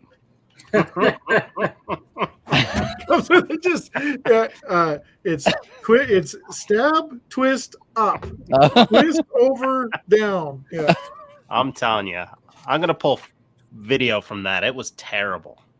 I'm gonna pull video. Oh, It was bad. But Tanner, haven't you? Didn't on the Palpatine? Didn't you use like paint when you created that? For the instructions. Yeah. So when I first did that one, I didn't know about Studio's mosaic feature. I didn't know about that. I don't think they had the mosaic feature. Did they have it when you did that? I think it was just coming out around that time. Right. So. It was fresh. So there was an app on my phone where you could take a picture and then just convert it to a pixelated image. Mm. And so I just did that. And then I put that in Paint, and then I took instructions from the Sith art, and I just took the colors and kind of fit them in there in the pixels and made it look how I wanted to. Yeah, that one I basically hand built. I did not use that. That one took the longest time, and then pissed me off so bad because not only did I hand build that one, but then I pretty meticulously put together some instructions for it as well. Yep. And then I go to upload it on Rebrickable, and they tell me, oh, you can't make premium designs for the art. Yep. And I said, what do you mean? There's 20 of them out there now that are premium designs. Oh, well, those people did it before it was the policy. And Before it was cool, yeah. now it's the policy, and it's because they're too easy to figure out. Yeah. And it's like, okay, but how does that cost you any money? That costs me as the designer money if people can just figure it out. Why does that cost Rebrickable money? And I don't know if there's Probably some because they don't make money on the other side of it, right? If someone just takes your design and steals it, they're not going to make any money on the flip of that. But they're not going to make any money if I host it as a free design either. True. Yeah. Right. True. And that's the only option that they had. And so I was like, screw it. I want to get it out there. So I went ahead and uploaded it as a free design because there were several people asking about it. Mm. But I just, I'll it tweaked me. It tweaked me quite a bit. Yeah. I'll be the one to say it. Like the ones that I have, like I still want to build Eric's Deadpool. I want to do that one, but like the sets that mean the most to me are first off like the Joker one by far, because that's the one Tanner designed for me by far. Yep. I should put that up in the intro video as well. That one, and then the one that Aspen got me on, which was the Stormtrooper over there. Like that Stormtrooper and that Joker are my two favorites. Like the Darth Vader light up thing, it's cool, it's fancy, whatever. But my two favorite ones are nothing Lego created. Yep. You know, the Stormtrooper one's great. The guy did such a good job with that one. He did a phenomenal job on that thing. And it's just funny because you were telling me when you built it, you can't really tell. Like you're building it, and it's like with a lot of the other arts, at least once you get through 2 or 3 panels, you can kind of start to get an idea of what the art is. And you were telling me that one, you don't until you put the last panel on, basically. You really and step don't. back 3 feet. That's awesome. I still didn't see it where I actually saw it. Where I spotted it was because I was doing it for one of my shorts. So I had my Canon, my M10 up here, whatever, like doing time lapse on it. Right? Yeah. And where I first saw it, it was like the second or third last panel, and I'm rolling around here. But when it was like right here, you can't see jack squat on the thing. But when I looked up, I always look up to make sure the camera's running, because it's like, not that it's ever happened before where I've hit to start the stream or anything like that. It never happened. But I looked up to make sure that I was still getting my time lapse, and I saw it, and I was like, holy shit, like that's pretty cool. Like this thing's, and that's when I stood up and I stepped back from the table. I took like 2 feet back or 3 feet back from my table, and it was like, wow, like this thing is so cool. That's awesome. I love that. And then the guy was awesome. I actually reached out to the guy and said, hey, what I did, just to let him know, like, I gave you full credit on it. It's all you, but like this thing's amazing. I'm so happy with this thing. And he was more than appreciated. He talked back to me there for a little bit, and I told him that I still have to do it. I haven't got to it, but I'm got to flip the build on. I'm going to right-hand drive that Stormtrooper.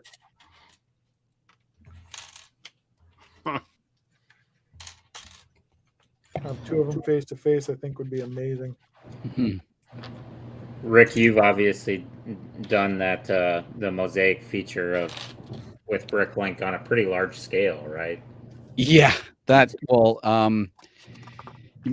was just a first time experiment, and I just went all out because I thought I'm never going to build this in real life, so I don't really have to worry about piece count.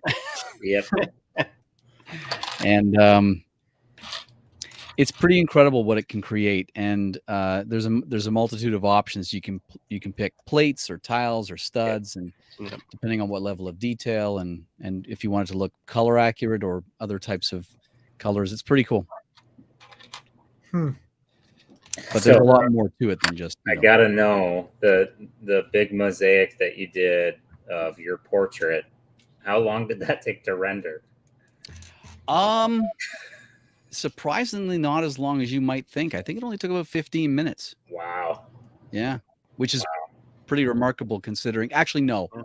It might have taken 17. twice that. Actually, now that I think about it. Yeah. It was probably pre-updates, right? Yeah.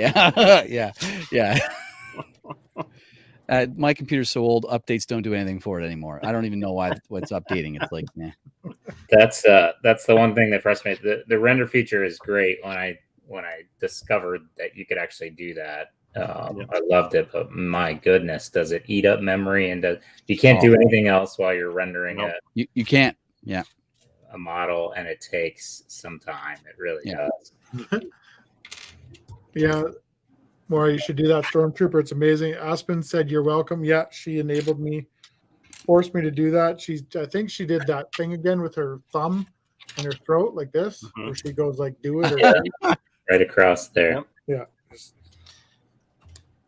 That's hilarious. I did build a massive, it's not really a mosaic, but it is a large flat model of Tetris. Yeah. Oh, really?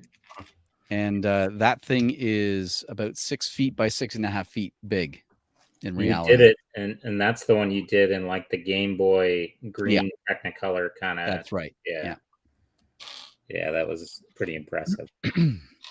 That would be neat to build for a show, like actually have it at a convention. Absolutely. That would be neat. Absolutely. 100%.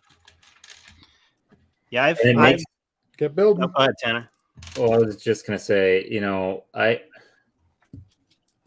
we talk about some of these mosaics, and it's just the flat pattern with the dots and stuff, and it's cool. But then you look at stuff that people like Brick Huntress does, or some of the others that I've seen, where they're just using a multitude of Kelly Bartlett's another one, using a multitude of different elements to make a mosaic. And I saw there were a couple of really nice ones at that convention I went to here last year, where it's not just studs or tiles on a plate. Like they're using greebling and using just wild elements, and then you step back. There's one of I forget who did it. There's one of like an Air Jordan, and you zoom in on it, and the guy's using like stormtrooper heads and weird stuff in it. But then you step back 5 feet, and it's a perfect mosaic of a shoe. Like, how people visualize that just amazes me. You know, I know. Well, that 3D side of it is something else too. And it, like, not that I'm anywhere near those guys' creativeness or whatever, but when I did that Darth Vader and I just brought his lightsaber and I rounded it just with the tiles, it gives that thing a totally different look.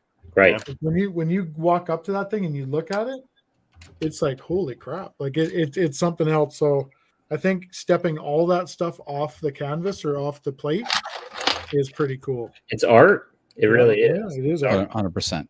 Yeah. But see, that's where you could still use Studio, right, to get your design, right, so you know where your colors are, and then you just start building on top of that to kind of give that texture to it. I've done some larger art ones that just exist in Studio that I'd love to build, but they're just massive to get the detail that you would need to in order to actually visualize it. And I've thought of doing it. Every year they have a pretty big gala event for the Historic Preservation Society in the area. And I'd love to do some architectural ones of some of the historic buildings in the area. But the cost to actually build them, and they auction the art off at the end of the event to bring in, money. I'm just afraid I wouldn't get anything back remotely close what it would cost to actually build it. Yeah, true. Andrew said, we saw Kate last night and a bunch of AFOLs carrying her mosaics around Brick Cascade last night. Behind the scenes look. Yeah, Kate is brick. Yeah, we did actually. And what they do, they made an incredible Stranger Things mosaic with it's called they called it the Upside Down. So basically on the top they've got the 3 kids on their bikes, and then on the bottom they have is it Will? Is that the name? Yeah, Will Byer. Yeah. And he's in with the Demigorgon, and Tim TK Bricks actually built sections of the Demigorgon's I don't know what you call those, phalanges. Yeah. Coming out of the screen, like out of the build. It's just fantastic. It's wild. Yeah. It is. I saw that this morning. Just wild. Like, she's been doing sneak peeks of parts of that mosaic for the last couple months, but seeing it all together. Yeah. And it's something, even, seeing that picture of it wows you, but seeing it in person, you're probably going to see 15 different things that you didn't see in the mosaic. That's why I'm looking forward to these conventions, because, and again, I'll spend a day walking around with my kids and they'll want to look at a model for 2 minutes and then move on to the next one. And then the next day I can sit there and just stare at it for, 15 minutes and just, look at it. Exactly. Holy crap. Until you're ushered away. Exactly. Why is this man not wearing pants again? Oh my God. Get over it, man. It's just Lego. You're going to go blind, Tanner. Gladly. Oh boy.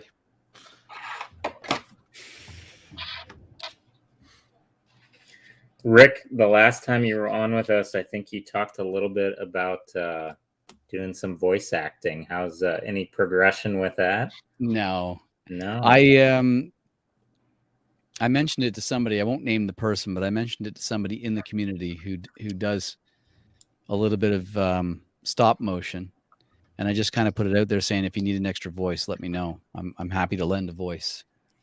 So maybe something will come from that one day. But there you go.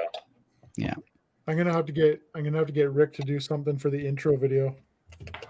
Hey, absolutely. Yeah. Let's have some fun. Just put the voice behind it. In a world where 3 Lego builders. Yeah, in a world where 3 Lego men build Lego and touch themselves. Perfect. The 4th man touches himself. Now we're getting somewhere. Yeah. Oh man. Now this man knows the show. Yeah. Yeah, this is going down. Yeah. Oh boy. A whole new Todd world. wants to know, Eric, what are you thinking so far of the back cowl, or what did you think of it? You finished it, looks like. I did. I like it. Yeah, it's I loved the 66 Batman. My dad used to record it on VHS for me, and I'd get to watch it later on, and it was my first introduction to the Batman, so I'm really happy to have it. Simple build, but detail wise, it's really nice to look at, and I think it does a pretty good representation of it. I broke the stand a little bit, forgetting that I was putting it on tiles and thinking, why is this not connecting? But it's a nice little build. Did you do the other one, the 89 Batman cowl? What did you think of comparatively? How do you feel about him? You know what? I'm pretty impartial to 66, so I would put this ahead of the 89, even though that's a another near and dear Batman to me. They're very similar.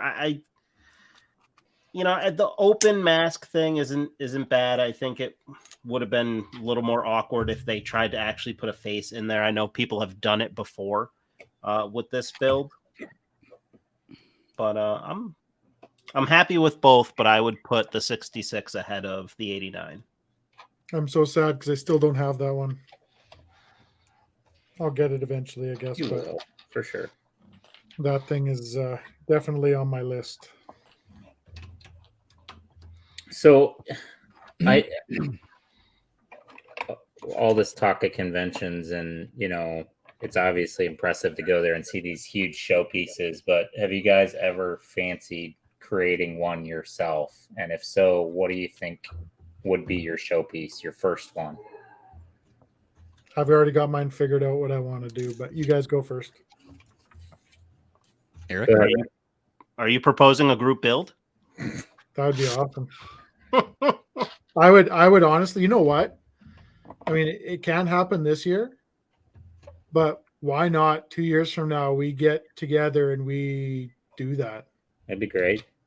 Heck We yeah. build them with buds throughout the season of building up what we're going to be bringing to basically join together at the show, and then watch the chaos unleash once we get to the show. Yeah. In a world where hearts come together. And Eric touches himself. More At the end of touching. the show. More touching. In a world where there's lots of touching. All right, Eric. So my showstopper would be the Bates Mansion. Ooh, Yep. Very nice. That's the Yeah, one that that's I a just good one, yeah. recently built digitally. It's 6,500 pieces. I will be ordering that throughout this year and hopefully have it built in time for Halloween. So I will tell you, once you build it, there's a young lady in the chat who just asked who touched who. I'm in. She's gonna want to build that. that's- She Oh, okay. absolutely fancies that movie. She built another rebrickable version of the Psycho House recently, and Rebecca often she does that. So she's got many projects on the go, and she's actually working on a showpiece. Her and Jane Doe are both working on a showpiece for. Oh, nice. And they're coming into their first foray for that. But Rebecca's really into the horror movies, so you Me will too. have Horror Movies. Either one works. Either one works. I'm down. Yeah, actually, Yeah. she's into both. Yeah. So horror movies are my favorite genre of movie, Me too. and Psycho is one of my all-time favorite classic horror movies. The Thing is my all-time favorite horror movie, period. Mhm. And I would love to do a Thing themed build with some dark red to build the actual Thing and really kind of twisting vines and everything, give it a real organic feel. Absolutely. And I've been toying with building Area 51 outposts. Is it Outpost 31? I think it is. Well, whatever the outpost number is, I think it's Outpost 31. But that's just in the background right now as a thought. So maybe one day. Eric, what about you? What would you fancy for a big showpiece?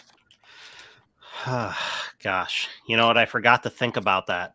as you guys were talking. So I'm going to concede the floor to the representative above me to answer that question. Okay, so first, Becca says she built the house, but she'd love to do the Bates Motel as well. Mm-hmm. And Brendan knows here. Welcome, Brendan. Nice to have Brendan. you. Hey, Hello. Brendan. Oh, it's Friday, Brendan. I don't know. It would be something that I'm passionate about. My Little Pony. Oh, How did you know? How did you know? What? No. How did you know? He's not letting anyone near that Lego set he built. Are you kidding me? I obviously love Star Wars stuff, and so Todd says horror movie. Isn't that just a nice way to say porno? Well, That's why we specified, Todd. That's why we specified. You don't have to love read Star everything Wars. on the teleprompter, Tanner.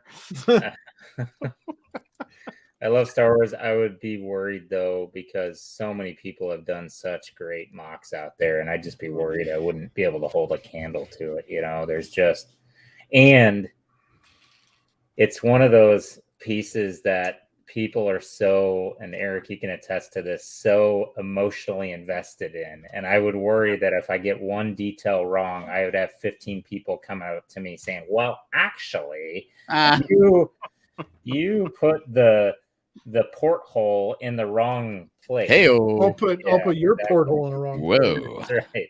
Talking So, about I don't know. porthole now? Okay. I think I'd immediately gravitate to Star Wars, but I just worry that I wouldn't do it justice. So I would probably do something. I'm having a lot of fun customizing my city table back here, so I would probably do something along those lines, making a small village or city and putting some real detail work into that. Yep. Nice. Over to me now. Over to you. Done. I forgot to think again. Over to you, Eric. I'm trying to think, but nothing's happening. I don't know. I think the city one would be a good one for me. I don't know. I'd love to do something architecture wise or sports related. It's Sports related would be great. Yeah. Man. Yeah, I would love to create. So there's a guy out there, I think it's Brick Revolution, who's got a baseball stadium that's like enormous, and just the detail he's put into that has been. I would love to do something like that too. That's good. I'm going to steal that, Eric. We can work on that together. We can all absolutely. It'll be a beautiful Yankee Stadium. Well, And the fight starts. Yeah. And no more group build. It's over. In a world where two men used to be friends. Brendan wants to know how the car is, Kevin. So far, so good. Loving it. And Brick Girl said, "I'd do something Disney like modulars for Main Street USA." Yeah, that would be awesome. I've seen some really good ones of that. Jane Doe is working on a big convention build. She's doing a Hobbiton build, and she said that's how she's feeling about it not being exactly right. Worried people are gonna point that out, but that's one that Jane Doe. That's a Aspen. That's a subject you're so passionate about that I think you're gonna get it. You're gonna get it perfectly. I just know that. Yeah, I agree. I'm definitely a stickler for details, like when it comes to trying to follow an existing thing. Yep. But I won't like make anybody feel bad if they didn't get something quite right. You know what I mean? Like, Absolutely. everybody just give it your best shot and be proud of what you build, right? Because after all, we're just trying to have some fun in life, right? So, yeah. And it's okay to, and people can't see it this way, but it's okay to take creative license on something and give your own spin to it, right? I mean, absolutely. But yeah, I mean, you're absolutely right, Tanner. Like that, you get people that just want to point out, like that's their mission statement in life. They have to point out the wrong. Yeah. I don't know. I think what would be tough for me on a really large scale, I'm too impatient, right? Like I couldn't wait for all the parts to come over the course of several months, 8 months, whatever. Like I'd want everything there and now, right? Absolutely. Like you know, and so that would be something that I'd have to grasp, and it'd be easy to figure out after the first Bricklink order that I'd have to wait. But Right. I don't know. Yeah, I'm like that. Go ahead. I was going to say I'm like that too with regards to being impatient, and that's why I turn to studio so often, because you can go hog wild in studio, get your design out real quick, and feel satisfied. Absolutely. And then once you have time to order the parts, you can go through that process. Yep. Absolutely. Yeah, we talked similar about that. I think, was it last week, Tanner, where we were kind of talking about like where you feel more comfortable at, right, Kev, with building with the parts right there in front of you or going digitally with them. And I definitely feel more comfortable starting digitally in order to just put every single part that might look like it can achieve the result that I want on that board, and then just start putting them together and see what you can come out with it. So, Kev's totally different, right? Yeah. Well, we talked a bit about it last week too, and I'm not always that way. I'm very comfortable doing digital design, but only if I have a really good idea of what I want my model to look like. If I don't, or I'm trying to figure it out, I feel much more comfortable manipulating the brick and seeing what it looks like in my hand than I do in a studio build. But everybody is very different in that aspect as well. Yeah, I guess the similar would be for me at work, right? Like, if I'm trying to create a space or reprogram something or an area, it's actually difficult for me to try to do that in the software, where I have to take out paper and sketch paper and actually freehand draw it, because I almost feel blocked in a sense of I can't create because I'm being forced to follow a mouse and click certain things. And, with the software we use, everything's pretty final, right? Like the software we use doesn't necessarily really care for anything leading up to construction documents. It wants everything to be perfect. So yeah, that's what I spent my last 2 days on. It was just drawing and sketching and coloring. It's fun. Yep. Absolutely. I think why studio works for me is because the work that I do is primarily AutoCAD, it's software based. So I'm very used to thinking and visualizing in a software environment, right?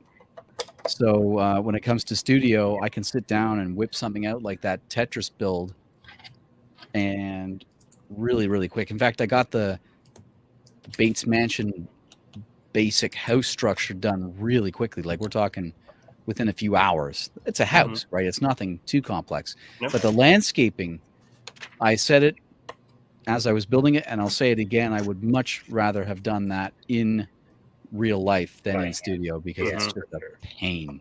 Yep. Yeah, I could see that. So kind of what I was thinking, basic structures or building structures in studio is easy, right? It's mapping out some of the detail work can be easier, especially when you don't have those specific detail elements in your catalog. But doing some of the fine details of landscaping, or if you need to do any brick bending or anything like that, can be tedious to do in studio. You'd rather do that by hand. Let's see, a couple people. Andrew's saying he wants to do a large CN tower, but it sounds like somebody already made one. Hey, people have made lots of stuff. You can still make it and make it your own. Yeah. Jane Doe said you can't get it all in the right positions for how it actually is. And again, like Jane Doe, you're a stickler for detail, and I know you want it to be exactly like it was in the movie, but I don't think anybody's going to complain if it's slightly in a different spot. If Bilbo's house is off center by 2 studs, And if they do, I'll teach you how to throat punch. Absolutely. The good old throat punch. I went through 4 different iterations of my Aliens APC before I arrived at what I felt was an acceptable finished product. And what I mean by that is I compromised some exterior accuracies for interior space. So I wanted to make sure it had the right space inside for the figures. On the outside, the tires aren't quite as big as they should be for the vehicle, but it all works pretty well for me. So I was happy. And you got to do that depending on the scale you're building in. And Absolutely. it's easy to make detail work when you're building on enormous scale. It's easier, but when you're not, and especially when you take it as a showpiece to a convention, you can't always build biggest and greatest, because then you got to transport it. You got to think about how to build for transportation as well. That's right. And I think a lot of people don't do that. They'll build this big impressive mock, and then they'll think, oh shit, how am I going to tear it down and put it in my car and right, rebuild it, right? Axel says, wow, so you guys have watched Encanto? I have. I don't talk about Bruno, but I have watched Encanto. Oh, we've watched Encanto. Oh, yes. Several times. I think it's a great movie. Actually, the first time I saw it, I was kind of like, what is happening here? It's so quick. I can barely understand what they're saying. How could the kids enjoy this? And then after watching it 3 or 4 times, it's really pretty awesome. Yeah, agree. Absolutely. For me, my daughters just sing it around the house nonstop, so it helped. Yeah. So Todd says, well, I just want to say that you creative people who can just make a set off your head are the amazing, because I don't have the brain function. Give me a set instructions always, please. You might surprise yourself, Todd. I said to him the other day, I said, you know what? Until you just grab something and just start kind of putzing around with it, you don't know what you're capable of doing. And I found it, and I'm sure you guys have too, but if there's something that you're really intense about or into, you're going to find a way. Most of us are built that way as humans. We're going to find a way to make it and make it great if we love it, if we love the subject, and we're going to have a damn good time doing it too. Yeah. Right? So it becomes a labor of love. Absolutely. Yeah. And again, nothing is you're never good. Like, it's very rare to get it done perfectly the first time. You're always going to go back. You're going to pick at it until it's perfect. Yep. Yeah, you can go back and do that stuff, but at the end of the day, it's you're the one that has to look at it. So yeah, that's right. Be happy with what you do. That's all that matters. Right. Like that whatchamajoohickey, Sanctum Sanctorium. I don't care what anybody thinks of it. I love that thing. Right. I get to look at it every day, so I love it. So you don't care that I love it too? Is that what you're telling me? No, if someone didn't like, no, that's what you're saying. Okay. You're not that's wrong. What I heard. Pick it apart thing, right? Because even like, and I was gonna add that is that I would go to car shows with my best friend here, Kevin. His name's Kevin as well. I call him Willie. Okay, all right, your buddy Kevin. All right. We'd go to car shows. All right. He's from. He's pretty cool. I'm just saying. He is pretty cool. He's never Lego. You don't know. But he's got a few cars and stuff like that, and we would head to these car shows, and I'd drive one of his cars, he'd drive one of his cars, and we put him in these car shows, and you'd always get the guy coming up. And Kevin has a couple of very expensive cars. One of them's a Cornet, and the other one's this. He's got a Challenger and a Charger, and they come up and they're like, "Oh, is this numbers matching Hemi?" And he's like I'm standing there, and Kev's a very quiet guy. Like you almost think he's a deaf mute, right? And he's standing there, and he's like, "No, it's not numbers matching." The guys are, "Oh, it's not a numbers match. It's not worth." And I look at the guy, and I'm like, the thing has a Hemi in it, dude. You think it drives just like a numbers matching Hemi? Mm. And the guy's like, well, I'm just saying. I'm like, you know what kills me about these car shows is the guys that come up and talking crap about your car, but you drove here probably in a Honda Civic. Yeah, right. Like, don't start coming trashing some dude stuff.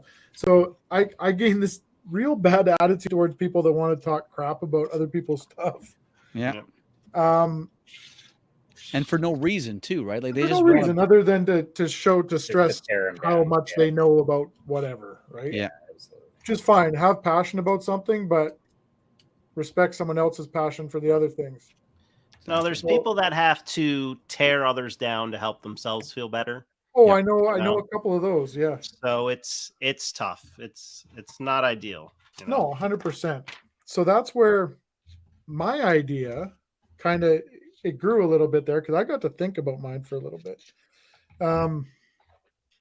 But my main idea was something kind of that would realistically, you want to try to touch on something that not only kids are going to get inspired by to jump into the hobby, but their parents are like, holy crap, like this is pretty cool. You could do some cool stuff. So my original idea was a Marvel street, and a Marvel street that has, you could do Marvel, you could do DC, do whatever you want, but a Marvel street that has different versions. So like, you know, you have Avengers Tower, you have the Bugle, you have the bridge, you have all that stuff added into that as basically all your mock stuff, but build one big street with it, but do it with friends. So Tanner builds a piece, Eric builds a piece, I build a piece, so you build a piece, Rick, right? So we all come to the plate with that stuff. But on top of that, everybody brings in their own custom piece of you got to add something to that mock. Or you got to add something to that build, another building that's not necessarily Marvel related, but has to fit the theme, right? You're basically a fill. Okay. Because then you're showing how creative all these people are around you, because I know all you guys can build. I know you all have it there, whether you do it from studio or whether you do it like I can't do studio. I don't understand it. I don't get it. I just grab something and I start building it. Yep. And figure it out. Right.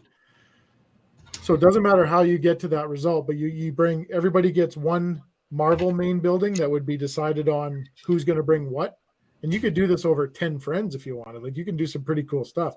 You could even have Marvel Avenue and DC Way, right? Like you could split them down. But I think that would draw the most amount of people in, just their eyes. Like you want their eyes to capture all this stuff and then suck them in with all the fine details, because, you know, anybody can build a building, really. Yep. With 4 walls. Yeah.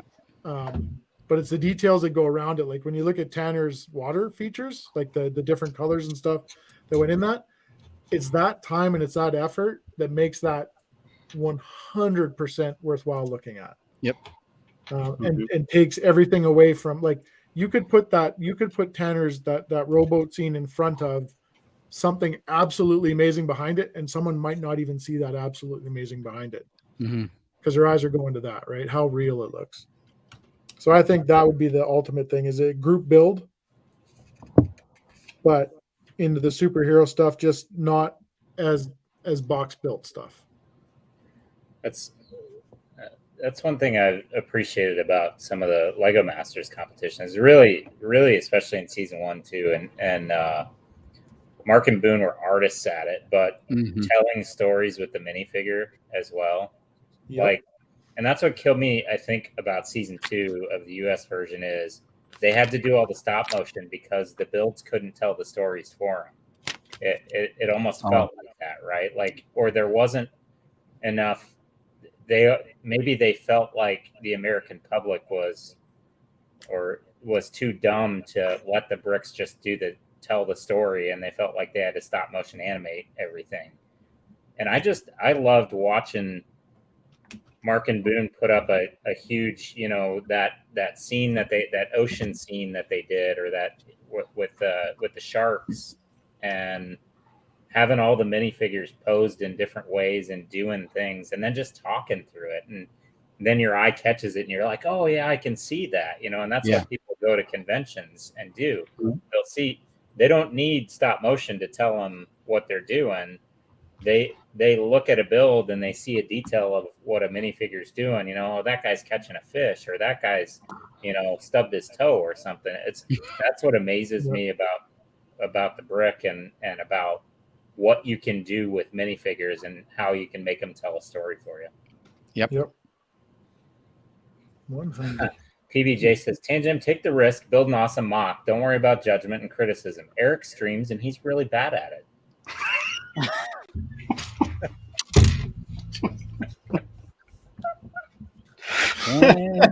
Hey, this is my A effort, by the way.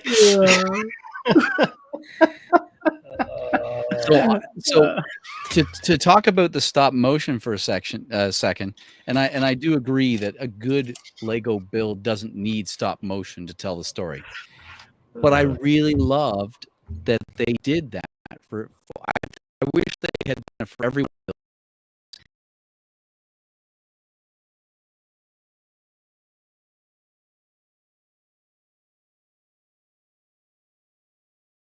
You said for people that aren't able to imagine it or don't truly know what you're imagining, it does help bring that story to life for everyone. It's pretty cool. Yeah, that's a fair perspective. And don't get me wrong, I think the people that do the stop motion are wildly talented people, and they have patience. My God, they yeah, have patience. absolutely. It's See the harvester. Yeah, it's 1,000 hours. That with. I know. Yeah, and it's Rick. It's a good point. There are all kinds of people, and in my lens, I liked it a certain way, but there are probably a lot of people that looked at it and they liked seeing the story unfold for them with some movement, some motion in it. And again, it would have taken even more time. I wish they would have actually done stop motion with the bricks and not. It almost felt like it animated it, right? I it see was what you're an animated saying. scene. Yep. I was trying to find a picture of it, kind of going back on what Kev was talking about. When we went to Brick Fair in New Jersey last year, my son and I think the one build that stopped us the whole time was this custom Arkham Asylum that was 5-6 stories tall, at least minifigure wise. So, Eric, I know what every Arkham villain Asylum is, but for everybody that doesn't know what Arkham Asylum is, could you explain? One knows just you, Tanner. Sorry, go ahead, buddy. I don't think I haven't been waiting for that. Sorry. Go ahead.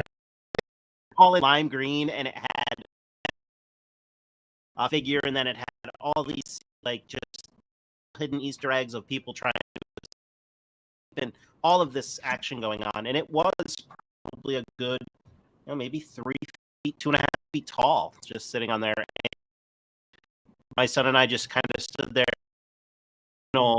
Detail that the person threw in. I was trying to find a photo of it quickly, but I couldn't. But yeah, those ones really just kind of stop you in your tracks, and that's what I'm looking most forward to with going to the Brickworld Chicago for the first 2 days, where it's just the private people there. Yep. It's being able to take the time and just walk around and soak it all in, look at every detail. You're not rushed by a crowd of people.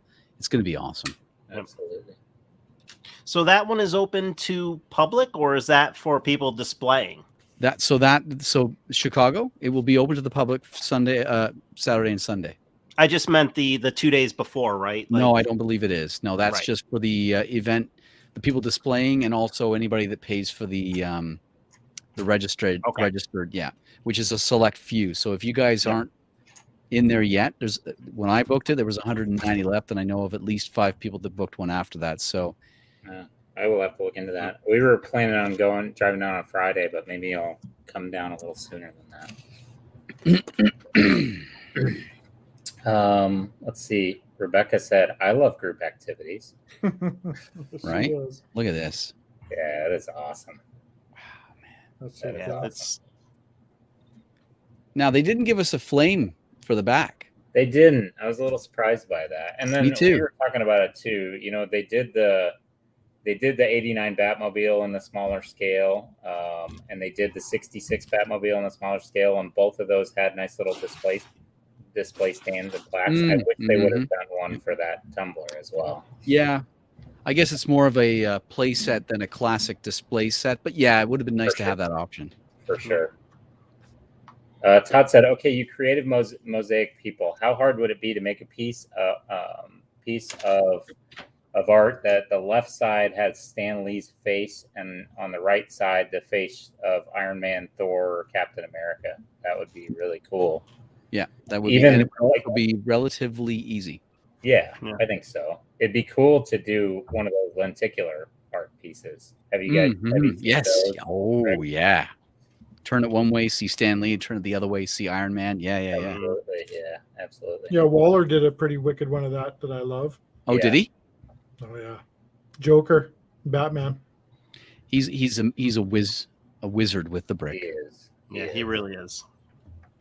So I have a stand here that I used for my my own model. So I think that's going to work well for the tumbler here. There you go. Yeah, that's perfect. Oh gosh, it's rolling around a lot, but there you go. Nice. Let's get Nice. all right. It's already breaking. We're going to take it down now. Tumbling. It's tumbling down. It's tumbling. Mayday. No, Eric, it's March. It's not May. It's March. Wait, Wednesday? Wait here. Maybe I need to tell you on the radio. Yep, hold Come on. back now, Eric. Come on back now. Can you change to channel 3 again for some Yeah. privacy? You got it. I don't want. Don't worry, I've got channel 3 on this thing right here. Oh my goodness. I can't. Well, I don't have one of these. I can't really hear you too good. Mine's a little bit smaller, but Yeah. but Wait. it's I not have the this. size. It's the Guys? motion in the ocean. Guys, Rick, this is the Canadian phone. What is that? What is This that, a is radio the for phone. ants? what'd you say? I can't even hear you. What?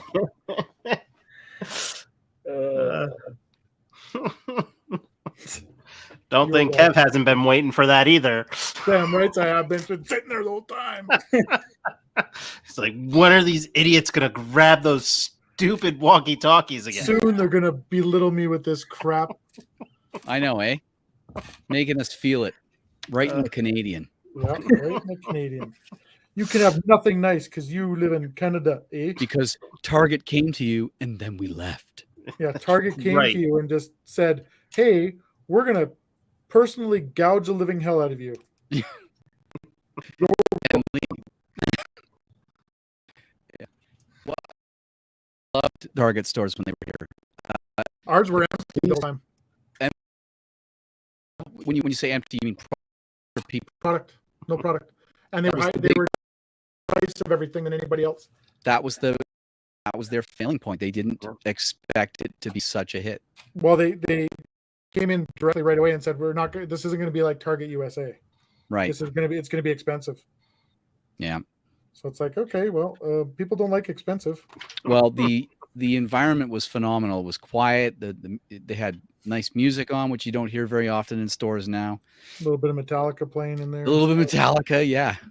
Some Pantera, yeah. A little bit of Pantera. Yeah. You know, Sepultura, easy listening. yeah, a little light listening. And the shelves immaculately set up, and everything was super clean. It was just a great place to shop. But whenever we went in, there was barely a person inside. So Yeah. obviously, people didn't like the prices either. And then they Yeah. left. Does seem like terrible business practice. I mean, I'm not a businessman. What But if I was? just saying.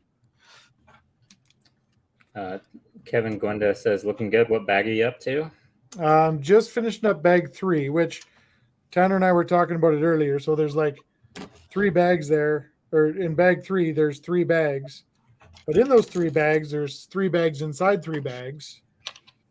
And it's all Technic stuff, so it's all nice and tiny and long time to build. So basically, this evening, I've built bag 3.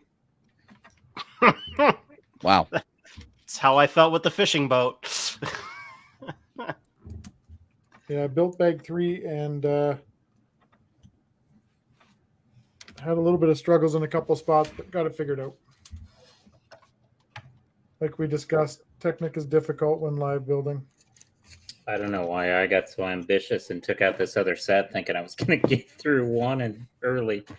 I'm such a slow builder. That's okay. Take your time and enjoy it, right?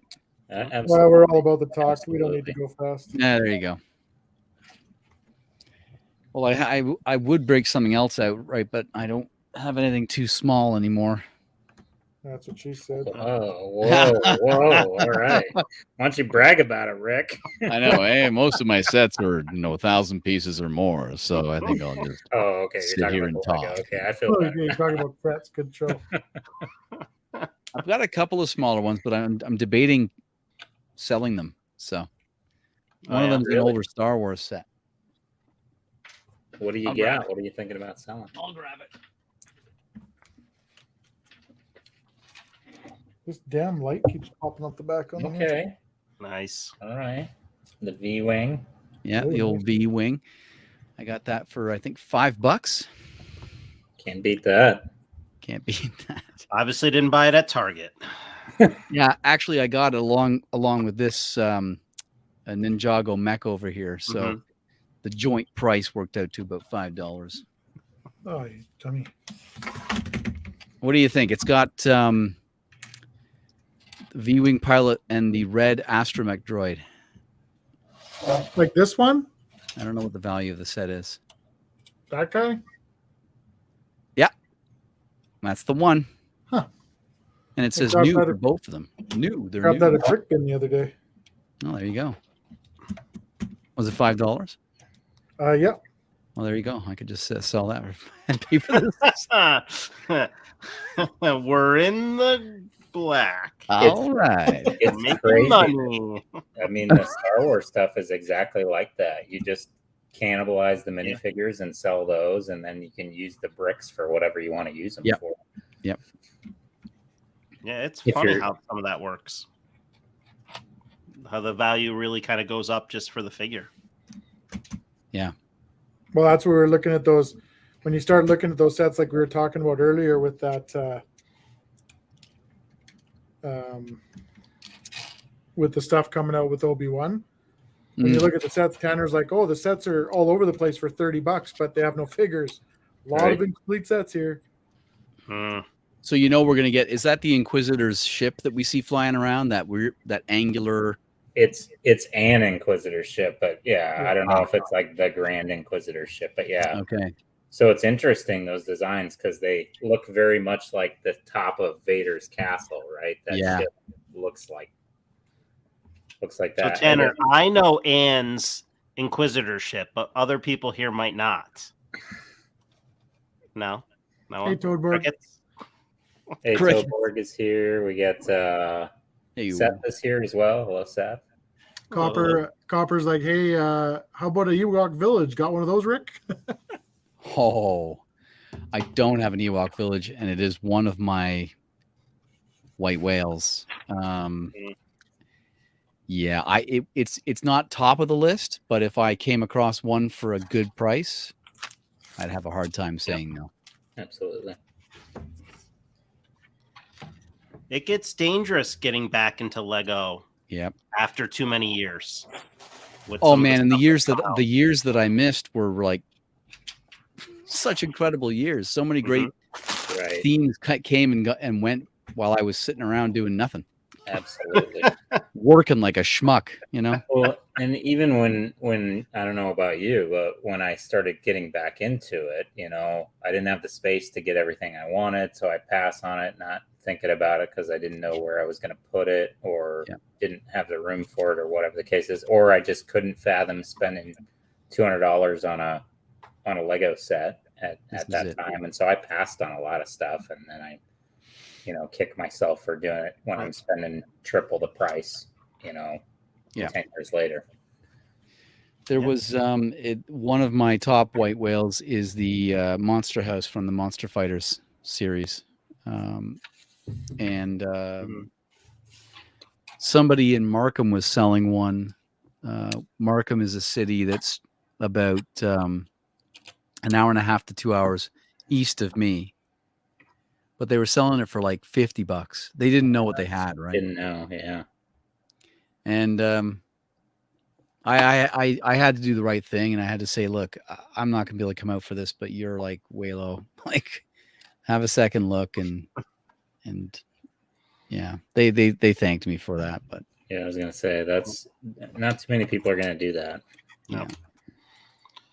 And it's tough when you get into Lego back, you don't realize about, or at least I didn't, about a secondary market. So never thinking that some of these sets all of a sudden would appreciate, and some of them as much as they do is ridiculous. So it is not stupid. even realizing it would be difficult to get some of those older sets down the line was something I had no idea about. Yep. That's the thing. And then if you want to get them, you're like paying an absolute premium. And like when I got back into this in 2017, I got back in because my wife bought me the Millennium Falcon from the Force Awakens movie. So both times I got pulled back in from Dark Ages was Star Wars. Yeah. Mm-hmm. And after building it, I built all my old sets, and I was like, "This is so great! I wonder if people sell it on Kijiji," because I knew about Kijiji. We bought all sorts of other things from Kijiji, right? So for those that don't know Kijiji, it's basically like Craigslist in Canada. So, I popped on Kijiji, and sure enough, I was like, "Oh my gosh, there's at that time." Ridiculously priced. I ended up getting 5 shoeboxes of Lego, big shoeboxes for $90, Absolutely. which was great. And it was a great condition Lego. It's most of what's made up in these bins here still. So that pulled me right into the secondary market. And then I started seeing how vicious it was, like the cutthroat, like you got to be the first one there or it's gone. Yeah. Yep. Kev, you're on mute, buddy. You're on mute, Kev. Yeah. Grab your walkie-talkie. We can't hear you.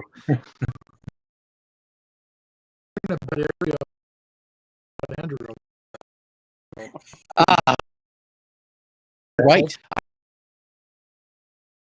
I was up against a couple of times because there's where I was like, how did that guy, whoever it was, get there so quickly? And now they know him. I'm like, oh, maybe it was him. So that's funny. We just need to team up. He just doesn't sleep. There's like like you can set reminders on Kijiji that it'll tell you if a certain keyword comes up for sale or something, but it never worked for me. Like I never got a warning or at least a notice. That's because Andrew's figured out the hack on how to bust everybody down. Just he gets the alert. Yeah.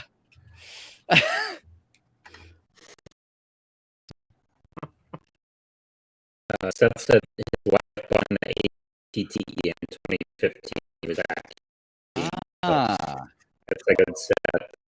A lot of people messed that up later this year. They? Yeah. That next summer wave of Star Wars. Well, now that I've made my way through nearly 3 seasons of Clone Wars, I can totally understand the craze. Oh yeah.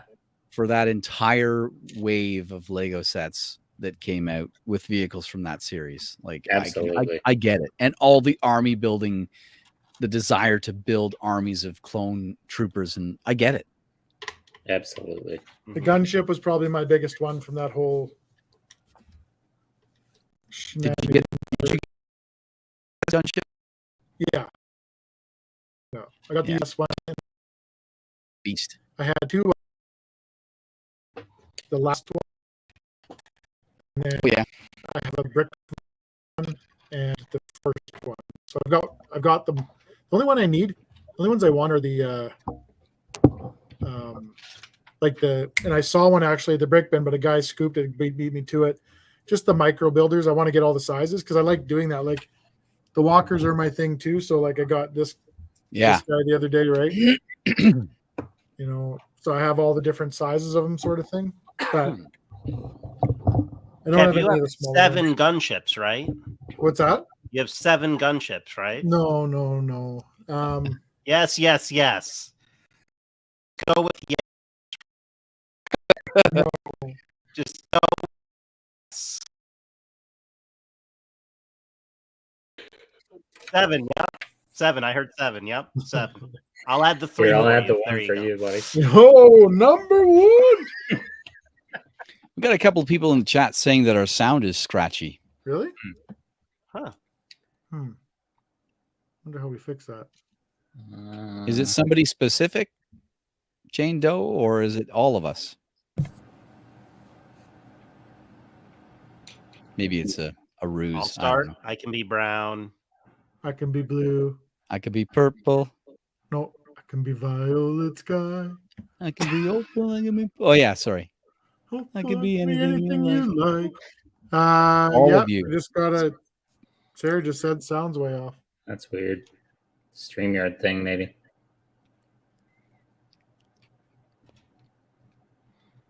Huh. Is it good now? How about now? Now? Let me try the walkie. How about now? Is it still good? Can you hear that? Come on back, Breaker19. We got ourselves a convoy. Woodchuck to gray squirrel, woodchuck to gray squirrel. I'm coming home. Chuck the gray squirrel. This is Rubber Ducky. Oh, you're the one. That's really weird. It comes and goes. No, that's bizarre. That's what she said. Oh, Rick's got it. It is perfect. Oh, yep. Oh, Yeah. I have one more gunship. I have the Wookiee gunship. That makes 7. That's makes all. 5. If my math serves me properly, 4 plus 7. I work in architecture. It's all about the design. That's right. The artistic. That's right. He leaves it to the technologists to figure out the math. 100%. I know 100%. firsthand. Toadborg says, "Wait, what is this giant walkie?" Oh, this Toadborg. one here, Toadborg? I know. It's pretty big. Yeah, actually, I got to figure out a way. I'll hold it close to the screen, but it'll look like it's. That's what I was trying to do earlier. It doesn't work. It doesn't work. I have to put it on something. Try to put it here. See, it still doesn't get big to my. Yeah. There we go. Rubber ducky. Rubber ducky. Wait, did you say hold it close to the screen and it'll make it look bigger? Where are we at? Hey, all right. Yeah. Or get smaller hands. Smaller hands works, definitely. Oh, man. Well, is it still scratchy for everybody? I wonder. Yeah, Copper says cyber attack on BWB. Yeah, we're definitely under attack here. We're sorry, folks. Yeah. Toberg says it's okay. It's not the size of the walkie; it's how you use it. That's right. The famous phrase from somebody with a small walkie. Hey, Wow. Whoa. Shots fired. oh, Let's see if we can get the angle right here. I have a small one. You know what, Tanner? Just for that, you deserve a pretzel, my friend. I'm actually Here we go. Eric, Let me hand this to you. I'm actually let me on kind hand of a this to you. diet, so I'm gonna just eat this carrot instead. Oh, that's far better decision. You know what you can do with that carrot? How about you bend over and we'll show you? Whoa. Yeah. Kevin, this is a kid's show. No, I marked it not safe for children. Oh, right. We're good.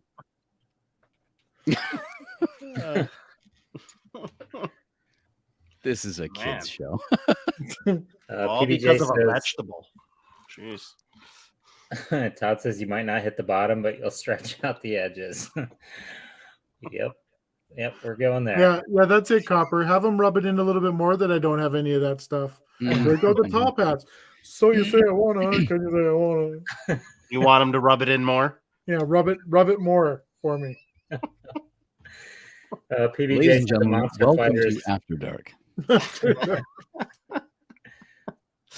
PBJ said Monster Fighters Haunted House new in box cost him $500 in 2021. Yep. Yeah, you're probably gonna pay 100 more than that now too. Yep. Yeah, it's uncanny how that stuff has just continued to go up. I mean, it's got to hit a point, right, where it's not going to sell. Demand will make that happen. Right. It's just unbelievable. Toadborg says, "What am I watching? Where are these large Lego coming from?" Toadborg, you apparently missed the Target Lego collection that came out, including these great snowman props that they came out with, and they're pretty high quality too. You might. I Still had be a able chance to get some. One of my American friends offered to buy a couple for me, but I chose Ouch, that to hurt. deal with that. Why? What were you thinking? You're right. You're right. I have sometimes I have a lot of guilt about spending money on Legos. So Yeah, I hear you. yeah. Mm-hmm. Me too, but that wouldn't have been the time. Right. I know, eh? Bad time to have guilt. Bad time Bad to be time. guilt. Drop the conscience. Yeah. Matthew's here. Matthew says, "What on earth are you jokers doing?" With what? With who? Having fun, man. Yeah. Chilling. Minding our business.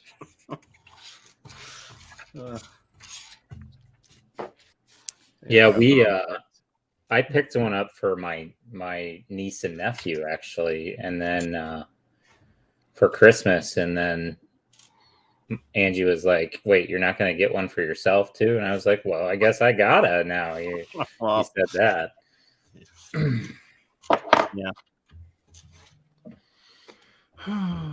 I would say the minute the significant other is on the bandwagon for something, you just have to get it. You do it. Absolutely.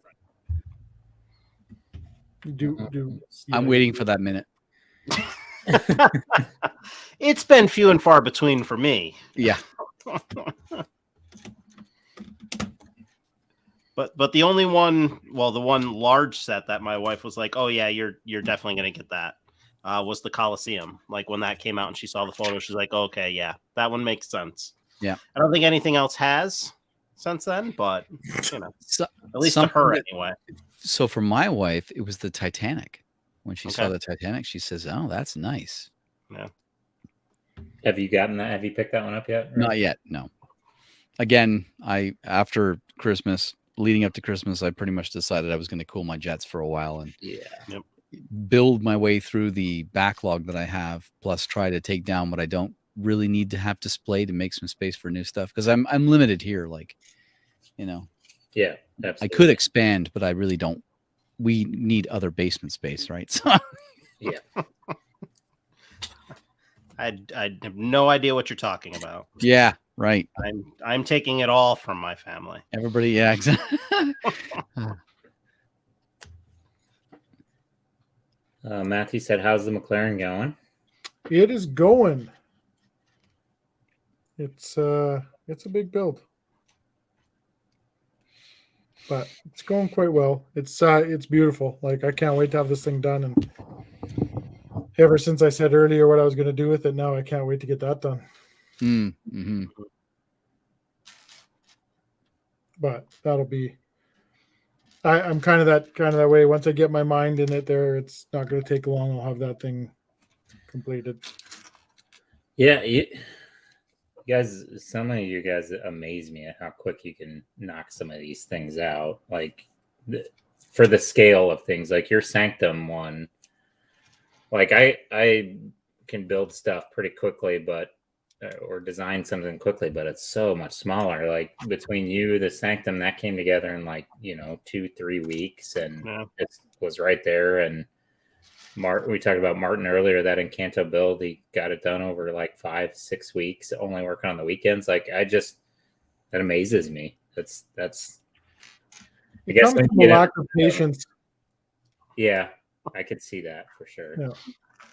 Like I just want to get it done and enjoy it and look at it, and like even now, I still have to do the interior stuff, and I know I'll do it, but I was to the point where it looks beautiful on the outside. It can sit there now till I get around to it. Yeah. Now I can go back to it and do that kind of at leisure.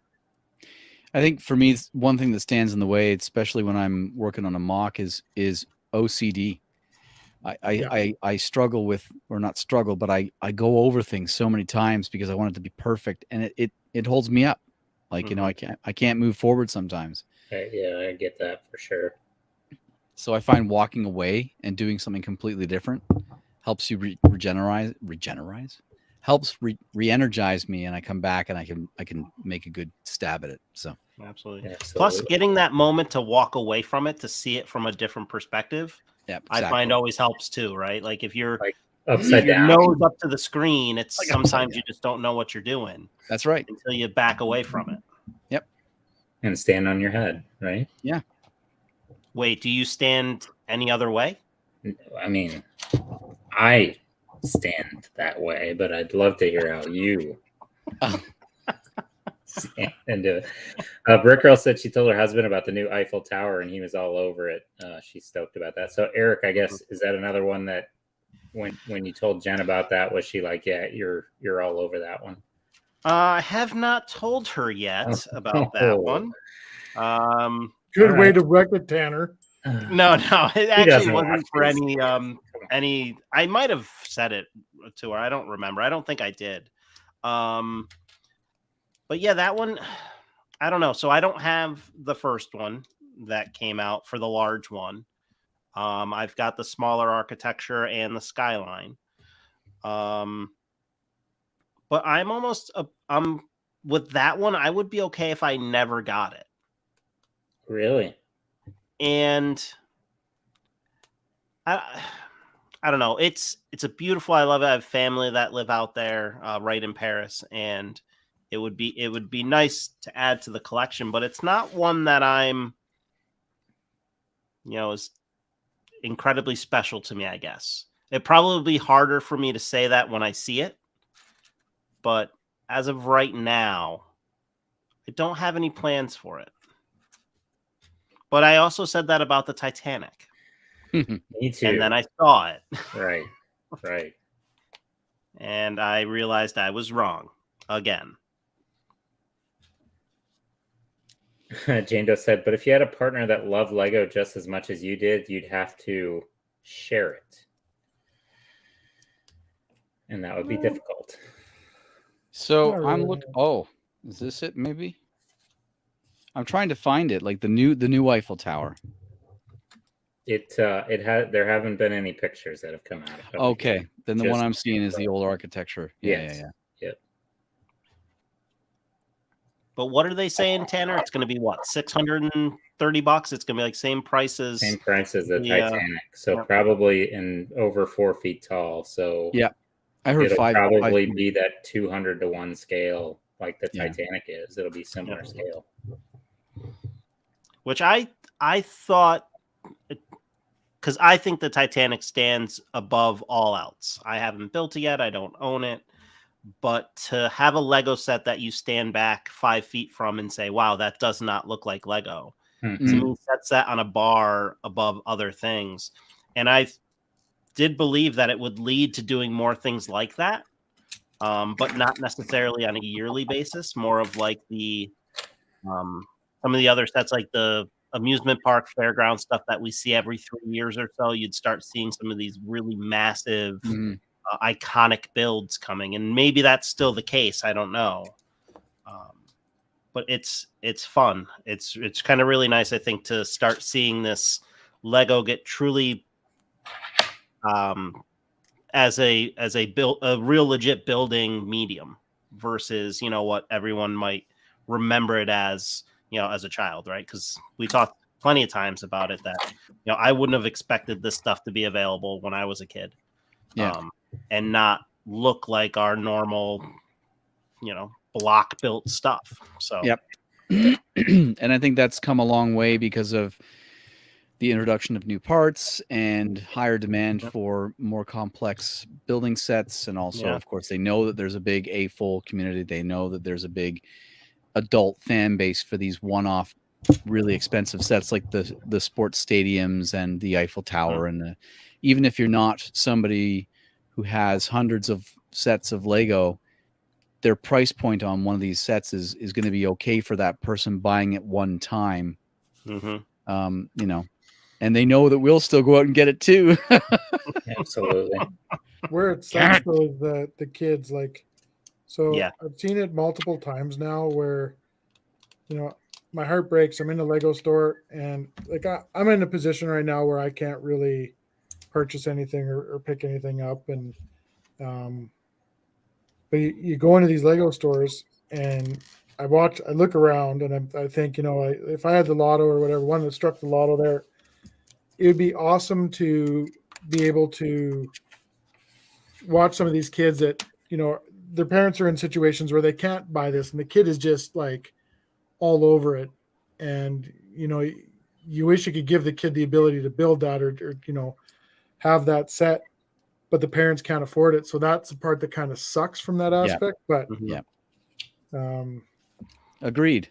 and it is very addictive. It's a very addictive hobby, right? So it's like, you know, and it's of course in today's day and age where you have YouTube and you have Instagram and you have all this stuff and you see all this cool stuff that people are doing, you're like, I want to do that. And until you realize that there's a lot of time, energy, and money involved in all of it. And it's like, it sucks because, like I said, you want to give the kids the ability to do that stuff, but 100%. Maybe what we'll see is, you know, when you used to go to the video store and there was always that over 18 curtained room. Oh, ours had swinging doors that creaked really or loud. Saloon swing. Yeah, saloon doors. Maybe there'll be like something like that in the store where only the adults get to go in the really expensive set room. You know. Yeah. Well, this for 18 plus. I wasn't for expensive stuff though, Rick. Just letting you know. Right. Yeah. Those were skin flicks, my man. Oh, was that what that was? Yeah. Oh, I didn't. Wow. Matthew had said he just watched he's watching the documentary. It's called Drive to Survive. It's on Netflix. Need to watch that one still. It is. So that show, I'll just go and I'll say this now. Like, I've been an F1 fan for a long time. I've always really enjoyed F1. When that show came out, it didn't reignite my passion. It just made it much bigger because it's a behind the scenes look at how the seasons go. And it's almost like a bloody soap opera. When you're watching that damn thing, like, I can't wait till the next season because the last season that just ended, like the actual race season, entered in major controversy. And I can't wait to see the behind the scenes all through that because it'll be absolute chaos, right? But it hooks people in. It gets people that have never watched F1 before all over it. So if you haven't seen it, get on it. Todd asked, isn't there supposed to be a motorized lighthouse coming out also? Yeah, it's one of the upcoming idea sets. Well, I forgot the aspect that it was motorized. Yep. Rebecca will probably get that one. She likes the motorized sets. And so that's there's some price lists of the idea sets coming out, and there's a big one like at $250, another big one like Home Alone was like, and a lot of people speculated that it was going to be the Office, but I'm thinking it's going to be that lighthouse because the power functions inflate the price so much. So I think that's going to be the big one. Plus, it's the newer power functions, not the old motors. It's all the new. Right. So you're talking $50 for the hub, and yeah, absolutely. Yeah. Well, all that power function stuff went through the roof. Like, absolutely. I was floored when I saw some of that stuff. I'm like, who the hell can do that? But like you were saying, that's more of the robotic end of it, right? Yeah. Speaking of that, Tanner, are you gonna power up the first in flight? I probably won't. I brought it into work, so I've got it in my office on the desk, and those things are so loud. Like, I don't want to. Even when I'm showing it to somebody, I want to hit the button, and the motors are so loud. They are. Oh, that's your coworker's problem, not your problem. Oh, okay. All right. No, I did bring it into work though, and I showed it off to a couple people, and just hand cranked it and showed them, and it's cool. Yeah, it is. It is very cool. Yeah. So I will tell you guys about this. I'm a little amazed at this Dark Trooper helmet set because it's a very it's kind of a complicated build compared to some of the other helmets. It's over 7 inches tall. It is over 7 inches tall. And it's got a big piece count. It's 693 pieces, but there is a lot of detail work in it, and some of the ways that they're doing getting the angles and the connections. It's actually taken me way longer than the Skywalker helmet took me to build.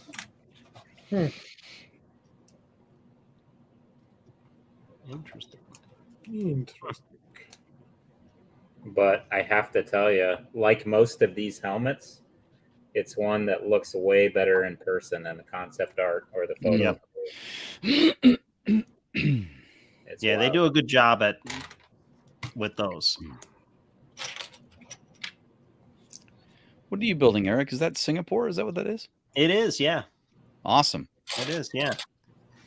I'm big into the architecture stuff. I've got all the skylines. I'm trying to whittle up some of the rest of the architecture stuff that I don't have. Yeah. It's fun. Like we were talking earlier about how it's easier to get details in larger builds.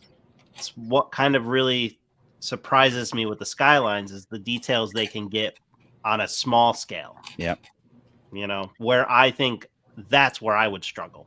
I think trying to make something look realistic or look like something at this level, I don't think I could wrap my head around that. Eric, have you looked at Ben Build's Lego stuff on Rebrickable? No.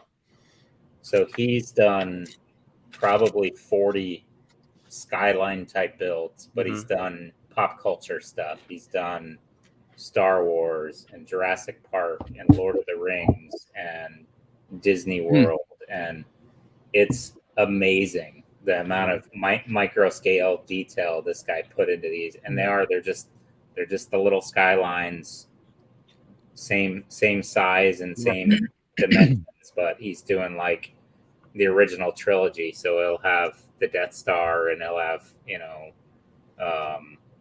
Tatooine, a little micro scale build of that with a Falcon taken off or something. It's great. Cool. Ben's builds Legos. He's got awesome stuff.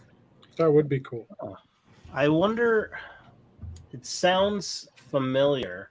I almost wonder if I'll have to look it up later. Do you have any idea where he might be from? Is there any indication on that? He's from here. So Jane Doe said he was on the Back to Brick Instagram.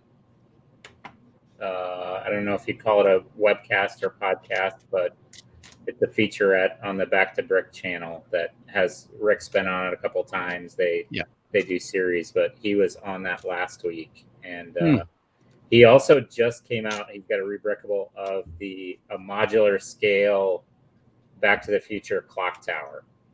Wow, and that'd be cool. It's amazing. It's really good. He just put that on rebrickable too. There's an idea.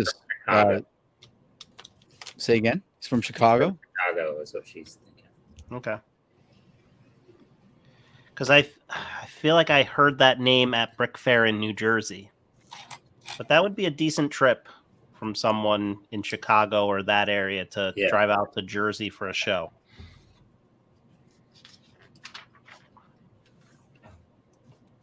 That's why, we were talking about the bigger scale you go, the easier it is to get detail. I'm so impressed with what people can do on micro scale and still figure out to get detail in there. Yeah. I had some fun with micro scale. Actually, I just put a build out the other day with micro scale, but it's a Minecraft style build, so it doesn't really count. But I had some fun with micro scale last year with a real brick built design where I built like a little sort of like a city square, and sort of there's like a amphitheater type theater. There's a skyscraper, a couple of really cool skyscrapers. There's an apartment building. It's a lot of fun to take apart like this, for instance, these little, 1x2 round things. Yeah. These guys.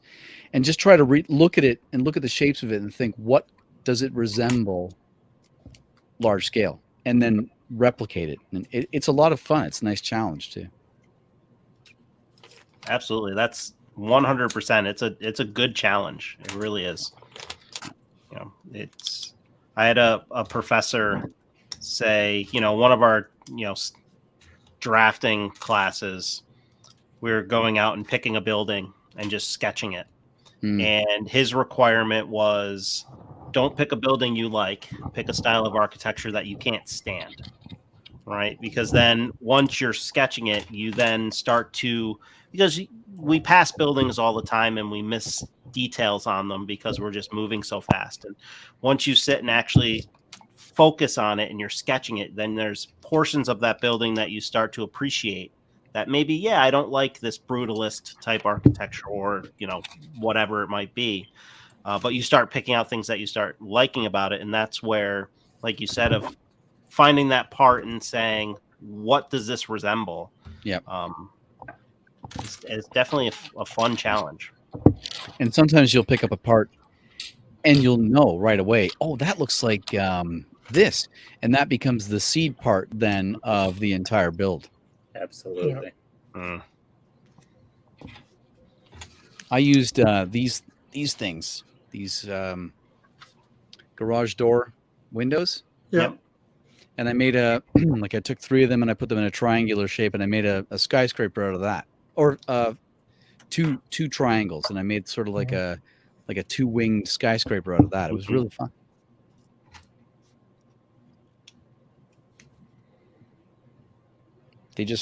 For me, they just looked like the windows of a mostly glass building, Yeah, it's definitely a clear story, or wall there. Yeah. Absolutely.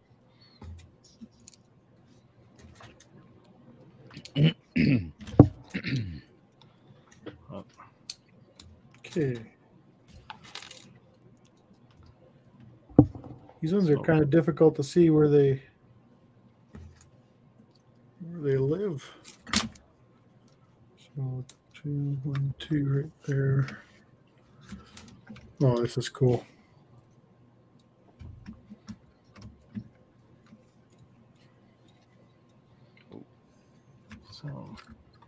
Toadberg says, I'm trying to build these bookshelves, but don't have enough pieces. Story of a mock builder. That is the wonderful thing about Studio. You never run out of pieces. That's right. And there's no mess. No. That looks good. Check that out. That's massive. Wow. That is so awesome. I love it. Yeah, it's pretty cool. I love the orange and blue. It's a great color combo. Yep. I want them to do Lance Stroll's cars. A, he's Canadian, and B, they're pink. So that'd be a pretty cool car to have too. Mm-hmm. But like I said, I can see them doing a whole line of these things. I think they will. Yeah. Check out to see how well it sold and the way it goes. Do you think it's going to be like the stadiums where we have no idea it's coming out and all of a sudden they just drop another? Yeah, they very well could. Because it really wasn't like when this car came out, it wasn't like it was a Technic timeline drop or anything like that. Like you didn't how we got modular coming here. We know this is coming here. Yeah. This one just kind of came out. Yeah. So, and the price range was like kind of it's not a terrible area. It's not horrific. No, for the size of it, especially. Yeah. The only knock I'm going to have against this, and I already know I hate it. I hate it so much. Is they totally screwed up on the tires. So on the F1 car, and I said this last week. So they went with rain tires, and the reason they did that is because they probably didn't want to make slicks. So they have a treaded tire. So they put the blue. That's what the blue signifies on the side of the tire there. Means it's the rain tire. So they did the same thing with this kit. The only difference is on those kits they give you that plastic insert that goes into the rim, and this is dumb. So they have the tire, which is a nice big tire and it's nice and wide, but it's treaded, so it's going to be a rain tire. These stickers, these god awful black stickers, go on these things, which go on the outside of the rim or outside of the tire like that. That pisses me off because it should be a spoked rim because they run spoked rims or whatever, old rims, and then an insert piece in there, and it would have been way nicer. But they just kind of cheaped out on this part. So yeah, it'll be a big covered piece on the outside, like a moon disc, with that decal on it. You could just not install that, right? You could, yeah. That's not what the instructions show, Tanner. Do you not, Lego? My bad. He, might be, though. DJ said, I know the reference to 7, but there are others maybe that don't know reference to 7. I am so glad you asked, and I'm the number happy to Eric share can count this, to. everyone. I'm definitely in that camp of don't know. It's the number Eric can count to. Oh, I see. Yeah. Well, I'm getting close to counting to it, but I'm not quite there yet. Tanner told me that to just skip right to season 7 of Clone Wars. I never told you to skip right to season 7. Oh, Ever. now I get it. I'm pretty sure you said that. I'm pretty sure. And I am not one to mince words. He just minces meat. But he said it was the best and you could just skip right to it. Well, I have heard that in fact, I think it was you, Tanner, that told me that it was season 7 where it started picking up. I did All not right, well, I'm say done that. here. What is... I said season 3 is when it starts picking up. Right. This is an outrage. You see how happy he was to turn around? What a jackass. And now that I think about it, didn't you tell me that you actually wrote to Lucasfilm and told them to remove seasons 1 through 6 because it really didn't get good until season 7? Same guy. This Yeah, is I an thought so, outrage. Same. An outrage. This is slander. He asked them to also change it from Order 66 to Order 77. I love it. Oh, man. That's classic. Where you get? Oh, there goes the McLaren. Tanner's pissed. Oh, no. He's pissed with the truth. I don't even know what that means. I don't even know either. Had too much truth. Just said it. Pissed with the truth. Wow. Jane Doe, it's no longer 69, by the way. With the price of inflation, it's now 96. Well, where are you guys at? You almost done there, Eric? Or No, I'm at a good stopping point. what about you, Tanner? I'm wrapping up. I've got about 7 pieces left. Okay, well, let me know Yes! when you've done those pieces. Oh my God! You converted him. You broke them, is what you did. You didn't convert them. The difference between breaking someone and converting them. I see them as the same. Similarities. Yeah. You know what? After the scrimmage last night, The scrimmage of the New York hockey game. yeah, it would have been even better if St. Louis scored 7 goals in that game. That would have been far better. Not really. They were I close. mean, They were close.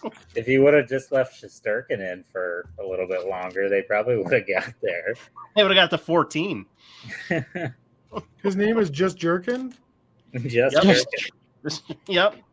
You know. You're welcome.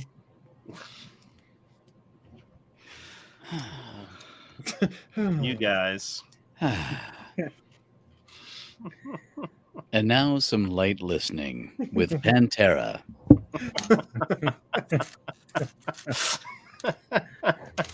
Oh God.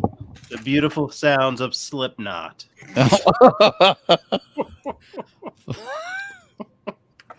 Oh my gosh. Rock Your Baby Slipknot. Chicken, Rob Zombie. Got some corn going on there, you know. That's right. That's corn with a K. Corn with a K.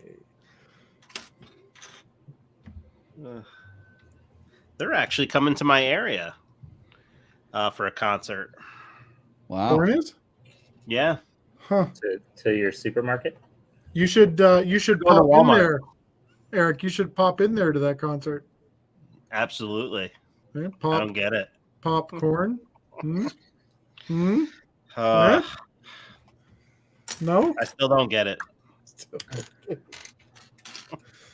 Oh. What the Sam hell? I can't remember who they're touring with. We've got an outdoor concert coming here. That's so it's at Commonwealth Stadium. The seating in Commonwealth is 60,000, and then on the field's probably another 10 or 15,000. But it's Motley Crue, which Vince Neil is terrible in concert now. Poison. What the hell is it? Motley Crue, Poison.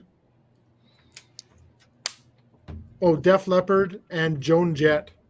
Oh wow. They just they were here. Yeah. They're here. I don't know if it's this month or next month. That same group is going to be here. Joan Jett and the Blackhearts. Yeah. Joan Jett might be the best. Well, Def Leppard's still good in concert, but Motley Crue, I don't like. Vince Neil is. Vince Neil looks like he ate 2 Vince Neils. He is not healthy. He can't make it through a concert. And if you go to YouTube and type in Vince Neil Kickstart My Heart, watch the video of him singing Kickstart My Heart, and the guy adds words to it, and it's bloody hilarious. Like he's like he keeps like when he goes, oh yeah, it sounds like he's saying Yoda. So the guy's like Yoda, adding the words to it. Oh, it's great. Todd said you can stand outside the stadium and get a contact high with that show. Oh yeah, yep, you sure could. Wow. True story.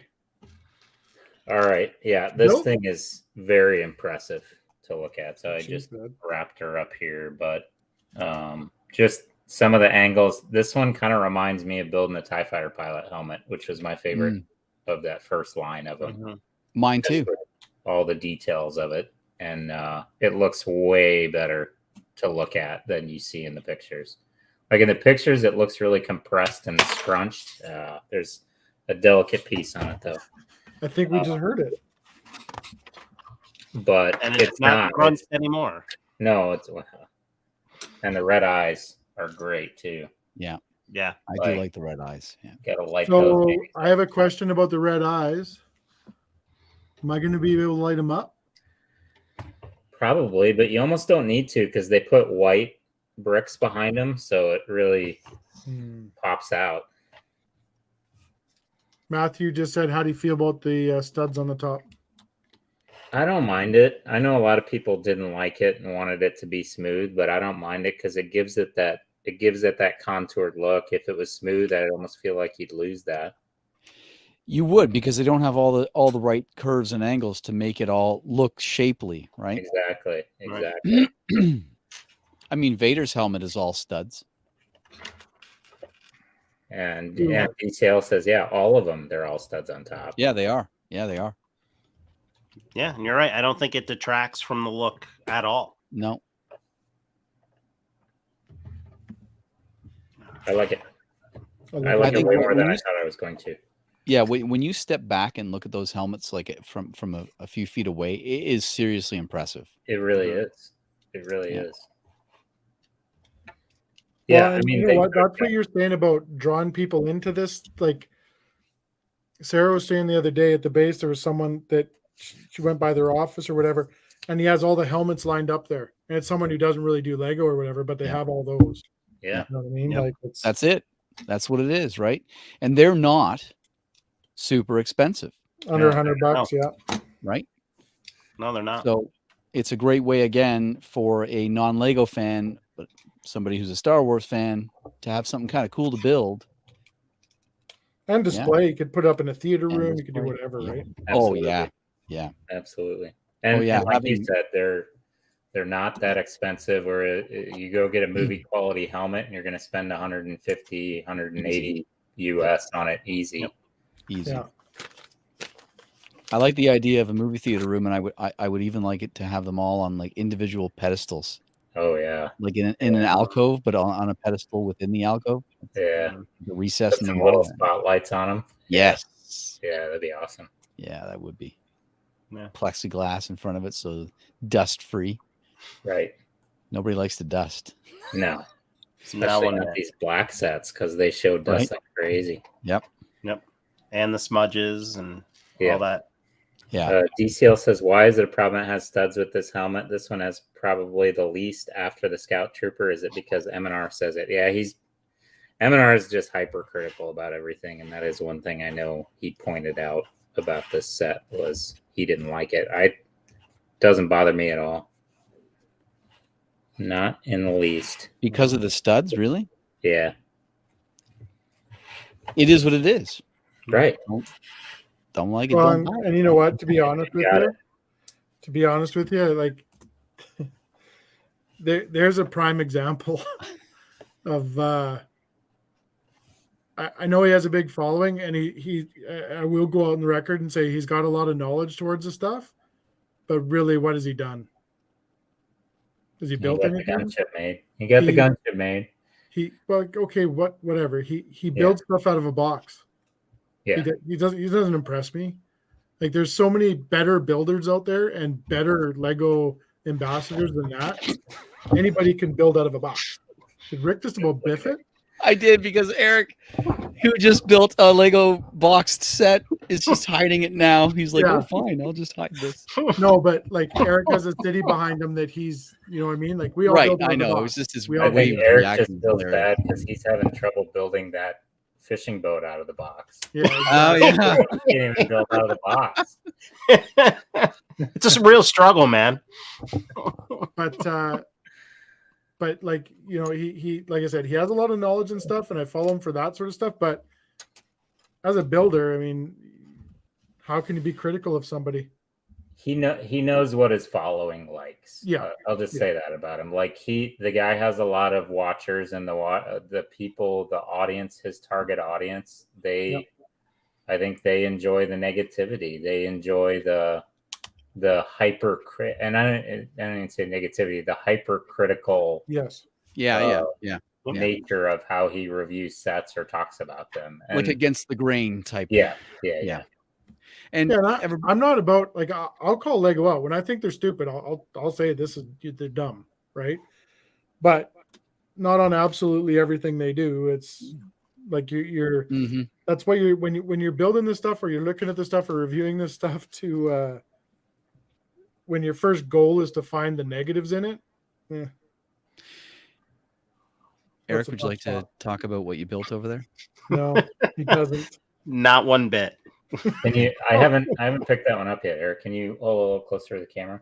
It's not done yet. It's got good. one more bag, but it's nice. I love how they figure out a way to build, studs on the side and, find the anchor points, underneath underneath for how these buildings connect in there. I'm really going to check out the ones you mentioned on Rubricable later. Those are the new pieces, right? I think those are in the Skywalker helmet too. Can you tilt it again? One? The ones on the bottom, the corners, the U-shaped one. Yeah, the U-shaped. Yep, pieces. it's got two. Yeah. Oh, yeah, cool. Yeah, those are new elements. Block my face there. What bag are you on? What's the last bag? What number? I'm on bag 5, which is the last bag. So I was going to say, you need to rip that open and Singapore it all over the table.